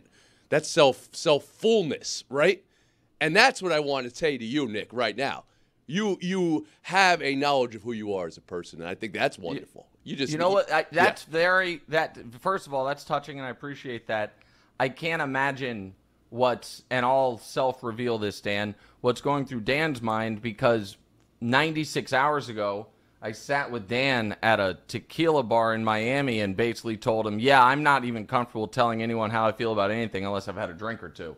So it's a weird dichotomy of I am incredibly open and honest under two circumstances. If I am on air or if I've got a pop in me. But if I'm just regular day-to-day Nick, just riddled with angst and anxiety and just bottled up, which again is not really what you guys came here for. But I can't help but see. Dan is salivating over this. He's thinking Around the Morn right now. He wants to go Around the Morn, which is a combo show told me this. of Morning and Alonzo. He told you this because he thought this was a great idea. This is unbelievable. Working on material with Nick Wright? No, I told him the more general men who like their vulnerabilities, not the Around the Morn idea of a show about grief and trivia about Alonzo Mourning. No, I wasn't discussing this with Nick Wright in a tequila bar 70 hours. I don't know. You knew Reale was coming to town. True. He was not. He didn't front run the idea. My point is, Dan. I already know Dan is fascinated by what I would call my foibles, what other would call my deep-seated insecurities. But your willingness to publicly be anxious, I would say, I've talked with Tony about this. I don't look at Tony and see someone who's anxious. I think Tony Reale masks it very well. We talk about it on South Beach sessions. But I don't look at you, Nick, either, and see anxiety. Do you look at Nick? Do any of you see Nick performing and ever consider that there might be anxiety in there somewhere? No, he gives off total confidence. I'm comfortable on the air. I'm comfortable on the air. And I'm comfortable. Again, I don't have to like get sloshed, but if I just need a little lubrication, a little mental lubrication, slow things down a bit, relax a bit. But that's not what people. I don't know what people want, but they probably don't want me to talk about that. They want me to talk about LeBron saying rings are overrated. Amen, brothers. Okay. Finally, somebody said it. My apologies for being a little distracted. The Roy video keeps freezing with Chris. Won a Stanley Cup yesterday. Here we are talking about how sad Nick Wright is. I don't trust getting to the video. Billy, do you trust anything about this video at the Elbow Room? But we should go to it anyway. All right, Roy, give us whatever update you got from the Elbow Room, please. Well, Nate Schmidt has just made it out to the street and decided to celebrate with all the fans over here, and they're jumping around right behind me. He's trying to make his way back into the Elbow Room. And Carter Verhaeghe and Sam Reinhart has poured beer all out of the cup and onto the fans from the balcony. That's the update from the Elbow Room. Back to you, Dan. All right, thank you. We missed the big Nate Schmidt moment, but we almost had it. Instead, we were talking about Nick Wright's anxieties. Okay, well, that's your guys' fault. That's bad producing. That's not my fault. I'm not blaming you. I'm not blaming you. I'm so happy for Roy. There was a part of me, true story, when this was the Stanley Cup final again, I was like, I don't know, man. Florida won last year, and it certainly matters more to Edmonton and Canada as a whole than to South Florida. So I was like, I think I'll probably root for Edmonton. I didn't have a bet on it either way. But then I was like, no. I want the Le Batard guys, most notably Roy, to be able to revel in this mini dynasty. So I'm really happy you guys won. I'm shocked by it, but I'm really happy you guys won. So that's great. I mean, that's really cool. Why the mini? Well, isn't just back-to-back just a mini dynasty? Like, don't you have the... It's what the Chiefs have done, right? Chiefs won 3 out of 5. Yeah, but back-to-back was the best run. Right, so, yeah, but I think if the Chiefs... So let me ask you this. Did John Elway's Broncos have a dynasty? I don't think so. Mini dynasty, right? Does having gone to the Stanley Cup the year before winning back-to-back create a dynasty? Because that's what the Panthers have done here. They've been to 3 straight and won 2 of them. So isn't that exactly what the Dolphins did? Mm-hmm. Wasn't it that exact thing? Didn't they lose a Super Bowl and then go back-to-back? Yeah. So, yeah, I mean, that adds to it. I'm not trying to parse dynasty, mini dynasty. Yes, My point is, yes, you are. Great. You did it. Don't take it back now. You put a mini in front of it. I found it disrespectful. I asked you, I questioned, and then you rooting for the Oilers and not a dynasty. And then when they push you on your Chiefs, you're like 3-5, 3-5, 3-5 with the match. Greg Cody hates mini. Well, I mean, again, the Chiefs thing is really a 7-year run, is 7 Final Fours, 5 Super Bowl appearances, 3 championships. The Cats aren't quite approaching that stature yet. But that's that to me is a dynasty. Maybe you guys are. Again, but in hockey, didn't a team win like 7 in a row once? The Montreal Canadiens or something? So I don't know. I don't know the rules in hockey. Well, will you cover sports. it? Because I see all over ESPN, it's all NBA all the time. Will Fox cover it? How will you talk about this in your many venues? We have an odd rule on First Things First, which is we only talk about hockey if it looks like another sport. So, if a puck's flying through the air and a guy slaps at it, kind of looks like baseball, we put it in. If there's a fight that looks like boxing, we put it in. And so we rarely do hockey when it looks like hockey, oddly. That is a rule. Kevin Wild has established it. I'm sorry, it's just the rules. You can't cover everything, boys. But you say it's just the rules. It's your show. It's your show. What do you mean it's just the rules? Yeah, I mean, you're right. That I'm at least a third of the show. However, we all have roles on the show, right? Reality can definitely relate to this. Mm-hmm. So Brew is kind of like the conscience and the elder statesman of the show.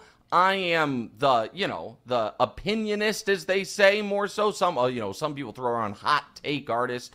And Wilds is the self-appointed leader of the show who kind of guides our topic selection. And so at times I'll fight for something. Will I fight to do a Kachuk McDavid topic? Probably not.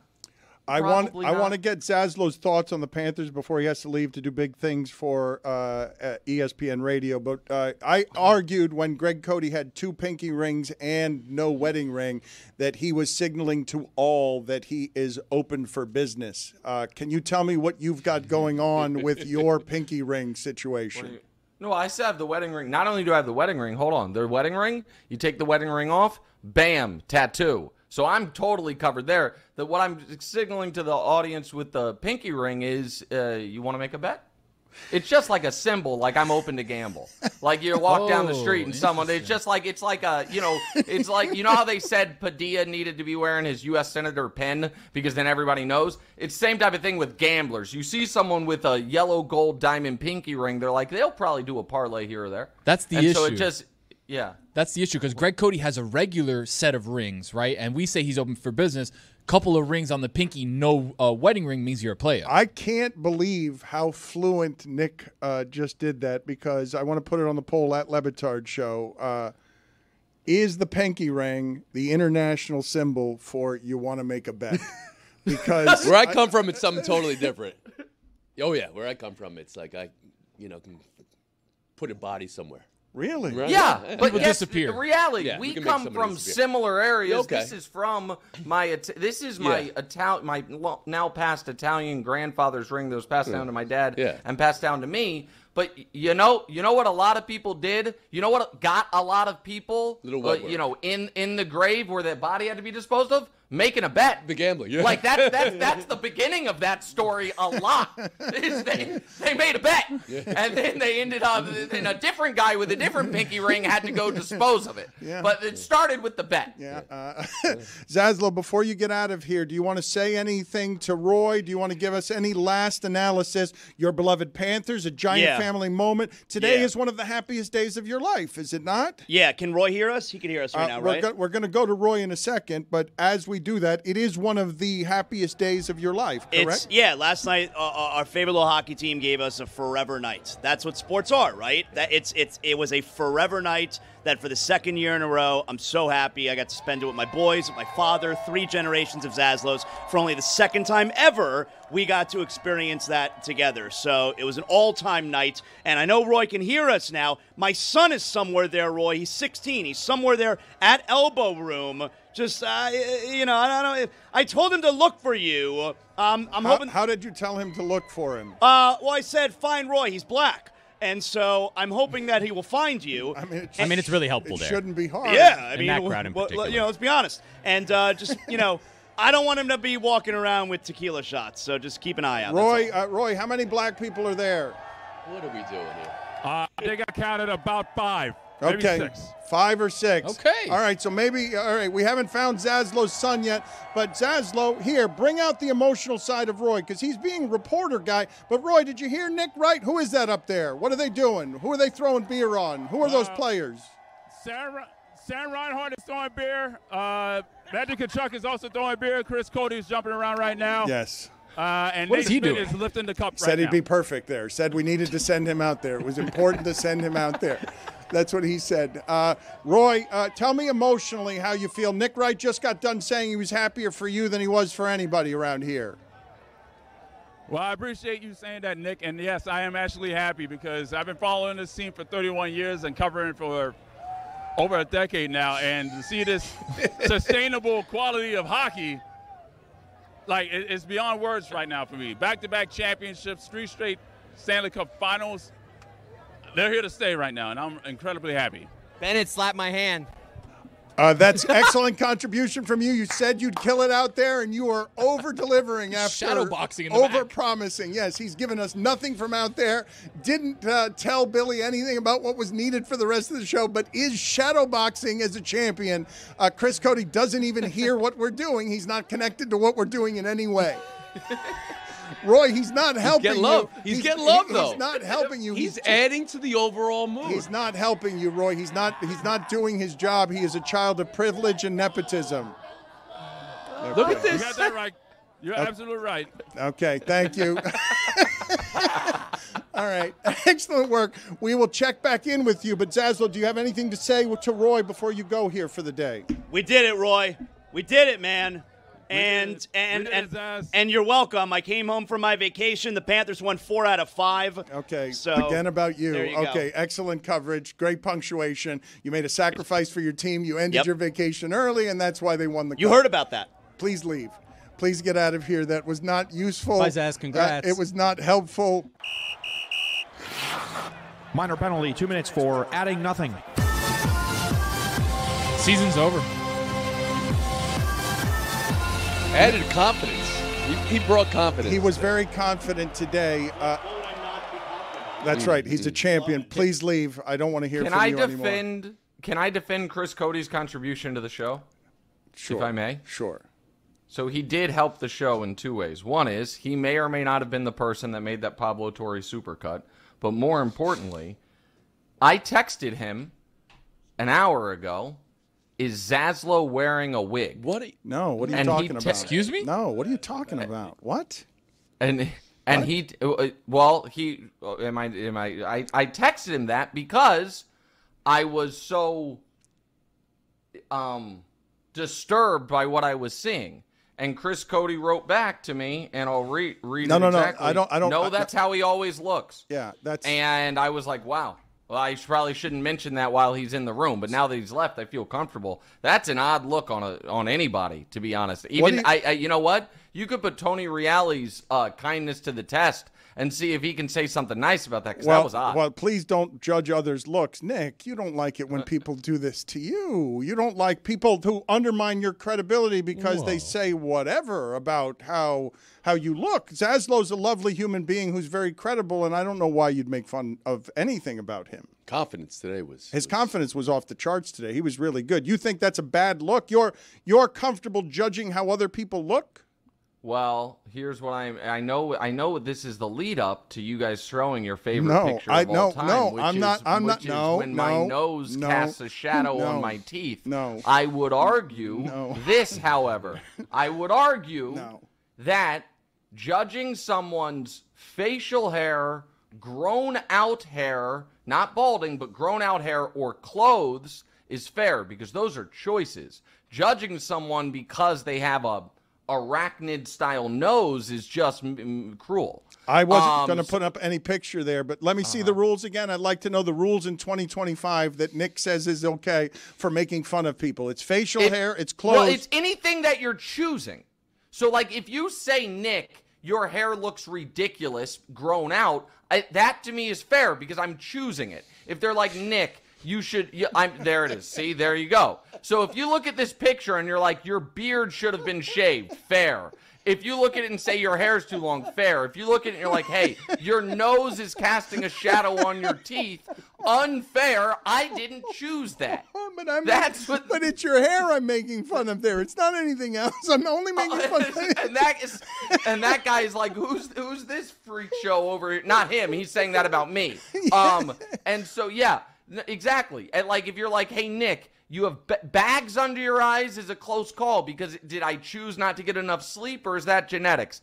And so what I'm saying is if you think someone has, if they're bald, you can't make fun of that. Nothing to do about it. If you're like, that's a terrible hairstyle. No, but wait, what if I don't know what you think is happening there, but well, I don't even know how to discuss this publicly because Zaslow's never brought this up on the show before. But if you're somebody who wears a hairpiece, then you are making fun of them being bald if they're covering up that insecurity with a hairpiece. We've not talked to Zaslow about it. You could just get better ones. Also a choice. Bad one. Okay, so that's the line now? That's the line on, okay, you can get, so your choice is a poor one, but bald, you're saying bald, you don't have a choice on whether or not you're bald, right? Again, I'm assuming that's a hairpiece. That's not something I've ever discussed with Zaz. That's none of my business. I thought this was real. I had no idea. You're the first one to say anything about this, actually, Nick. You're the first one who's ever brought this up on the show. In the hit, have you guys ever heard anyone? Like, he's had a hat on the last couple appearances. We don't talk to him about this. So you're doing something now. We've known Zaslow for 20 years, and we've never done to him what you just did. Well, it sounds like I'm his best friend on the staff then, because somebody needed to say something. Because my God, He's awfully comfortable with this, Tony. When you're the king of positivity of making people feel good, Nick Wright it's incredibly well researched, though, and I love the way he made his argument. I'll give him that. As far as hair is concerned, we go to the dentist, we get our teeth cleaned up and veneers put on, and sometimes, I have no problem with someone saying I want to look differently with my head as much as they want to look differently with their teeth. And also, reality is probably. I don't know if he's either the best or the worst person to ask about this because he's been one of the 3 or 4 best-looking men on sports TV for 20 years. Reality's always been handsome. There's a list for this too. You got to get offline. What do you mean offline? Reality, I'm not as online as you think, man. This is just how my brain works. Like lists are. Oh, is that? Whoa! Oh no! Delete that. What? Delete that. Oh my God! The hat is shielding us from the truth. It's like seeing a mascot with his head off. Seth Barber. That is shocking. He doesn't know where. Guys, you got to get that off. That's like illegal in this. You can't be doing that to him. He doesn't know he's on camera. 2-party state. You can't do what we just did there. That's offensive. He's arguing with Nick somebody. shamed him into a haircut. That's. But in all seriousness, that's a good look. Nick, in all seriousness, because we've got Reali around here, and Reali is someone I've loved for a quarter century. Tell the man how it is you feel about him and why it is. We're not doing this. Listen, why you just did 10 minutes on radio last month on me. That was enough. Why he respects who you are. Look, he's an expert in this game. He knows who's good at this stuff, and when he gives his respect, it's only because people deserve it. And so allow Nick Wright to give you some flowers here because he's meeting you and he admires you. It's true. The very end, now you know anything I said about Tony Reali in theory up until a few weeks ago could have been selfish. Like, I'm trying to butter him up to get on the show. But now it's totally, you have no worry about that. Here's what I think. I think that the hardest thing in sports, one of the hardest things in sports media is going from someone who was not taken seriously to someone who was taken seriously. And when your introduction to the audience is literally called Stat Boy, they don't even tell you your name, and it's with these two icons of the field, and then you are asked to take over for one of the sharpest, smartest, in my opinion, most talented people in the field in Kellerman, and not only do you transition to where you are, you're the host of Around the Horn to Tony Reali's show is Around the Horn, and then transition from that to, hey, who is the actual, real heartbeat of our industry when it comes to kindness, audience interaction with those long threads you did of hey, let's talk about it, and those things. And as a non-religious person myself, someone who was hey, I'm proudly religious and I'm going to wear the ash on my head and I'm going to share the traumas of my family with you. It's a remarkable thing to do. And the fact that you were able to do it with, you probably talked for 4.5 minutes a day on the air. It's a 30-minute show. I can't do anything in less than 5-minute chunks. And so I just think it's remarkable. And it's just very, very rare to go through all those steps and to do it without accumulating a single enemy, and where everyone that I've ever met that I'm oh, do you know Tony? They're not only do I know Tony, might be the greatest human being ever. Right. And so that's it. That was beautiful and heartful, and I have come to a place where that is a wonderful thing to have your friends or people in the industry or people that you want to be friends with say nice things about you is an incredible thing. I love everything about that. We've just spent more time on me than we did the Stanley Cup champion Florida Panthers. Will you receive what he's saying? Look, heartbeat of our industry. Just know that someone's not preparing something, sees you, and that's what they think. I'll let it go after that. Be comfortable with receiving the compliments you're receiving. With that said, I do also think that if you and I changed, if everything about us were the same, except you looked like me and I looked like you, I feel like I'd probably at this point be Bob Iger. Yeah, you'd be more successful. You would be. No doubt about it. Yes, no doubt about it. No doubt about it. And I also think, hottest take, and then I'll shut up. I also think part of Tony's undying positivity and general affect is because when you walk around gorgeous your whole life, you feel different. Even remotely and true. I feel like when you walk around, people are oh, Nick, you're a little mean sometimes. No shit. Yeah, you develop a thicker skin. It happens. Yeah, Roy is now just taking pictures at the elbow room. Yeah. Chris is just taking pictures at the elbow room.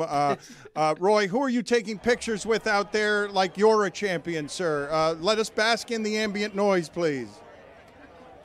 Well, right now the fans have chanted go to the ocean, but Sam Reinhart put the kibosh on that one. So I don't think the Stanley Cup is going to the ocean right now. Chris somehow got in. Oh, great. There we go. Yeah, but that's not helping us. Additive. It is helping us. We can zoom Well, he in doesn't have there. a camera. He's going to. That doesn't help us. He's going to just do on his own If private he social can get to the stuff. balcony and we can zoom in, Chris on the balcony, that's additive. How did he get in, Roy? Why did you try to get in? Are they not letting people in with a camera or what? No, I didn't try to get in. Apparently, Chris has a connection here at the elbow room. So of course he does. It's Big shock. Pretty much all for himself. This is about to be the crowning day in the Cody family. Billy, Both can you Greg's give me finest hour Billy? and Can you Chris's. give me an appraisal on Chris Cody's job today as the executive producer of our show? He's done the best he can. Has he? He said Bennett slapped my hand. That was pretty great. Has he? He went out there and he left all his duties behind so that he could go there and be pink with the rest of those pink people. It's Chris. Come on. Okay, excellent work. Nick, can you give me your best minute on the NBA finals before you get out of here? A minute, Dan? I got two. All right. I got 2 minutes and 15 seconds. Go. Okay. No. So my best minute is this: is the 2025 Oklahoma City Thunder are the first team since the mid-90s Bulls that can go on these 14-2 runs based purely on steals and defense. Mm-hmm. And then when you add to it the fact that they have these waves and waves of guys, and they very smartly, similarly to the Legion of Boom Seahawks, are like, we're going to play this level of physical from the opening whistle, and we're going to put the onus on the refs. Are you going to call 7 fouls in the first 5 minutes, or are we just going to set the tempo? They are an incredibly difficult team to beat. They're going to be deserved champions, all-time great single season. With that said, 4 of the last 5 teams to win the title, the day after they won the title, everyone's been like, well, damn, I guess they're going to win a bunch of these titles, and none of them have made it out of round 2 the next year. So I'm not ready to talk dynasty with them. I am ready to say all-time great single season, and I'm also ready to say the Pacers could have had one of the greatest upsets in NBA history, and the end of third quarter of Game 4 will haunt Pacer fans for the rest of their lives. Sorry, but it's true. How can we look back at the Kawhi Leonard, Paul George of what it is that Oklahoma City benefited from just going all draft picks? Well, the thing on that is, Oklahoma City bottomed out for 2 years, which is the maximum that I think is acceptable, but they also had to nail the picks. They had to prioritize getting Shea in that deal when nobody thought he was a future MVP, and they had to take Jalen Williams with the 12th pick. They had to trade up from 4 to 2 to get Chet. So they had to actually be very smart about it as well. They also took advantage of the Clippers, which is nice. We've got to let him go, but What's Right with Nick Wright is something that you need to check out. He is doing it with his son. It is a personal project. It is an intimate project, and it is a very cool thing. What's Right with Nick Wright is part of everything that Colin Cowherd has going on with the volume. Nick, it is nice to see you again. We will talk to you soon. Thank you, sir. Congrats, Panthers. See you guys. Man, he's good.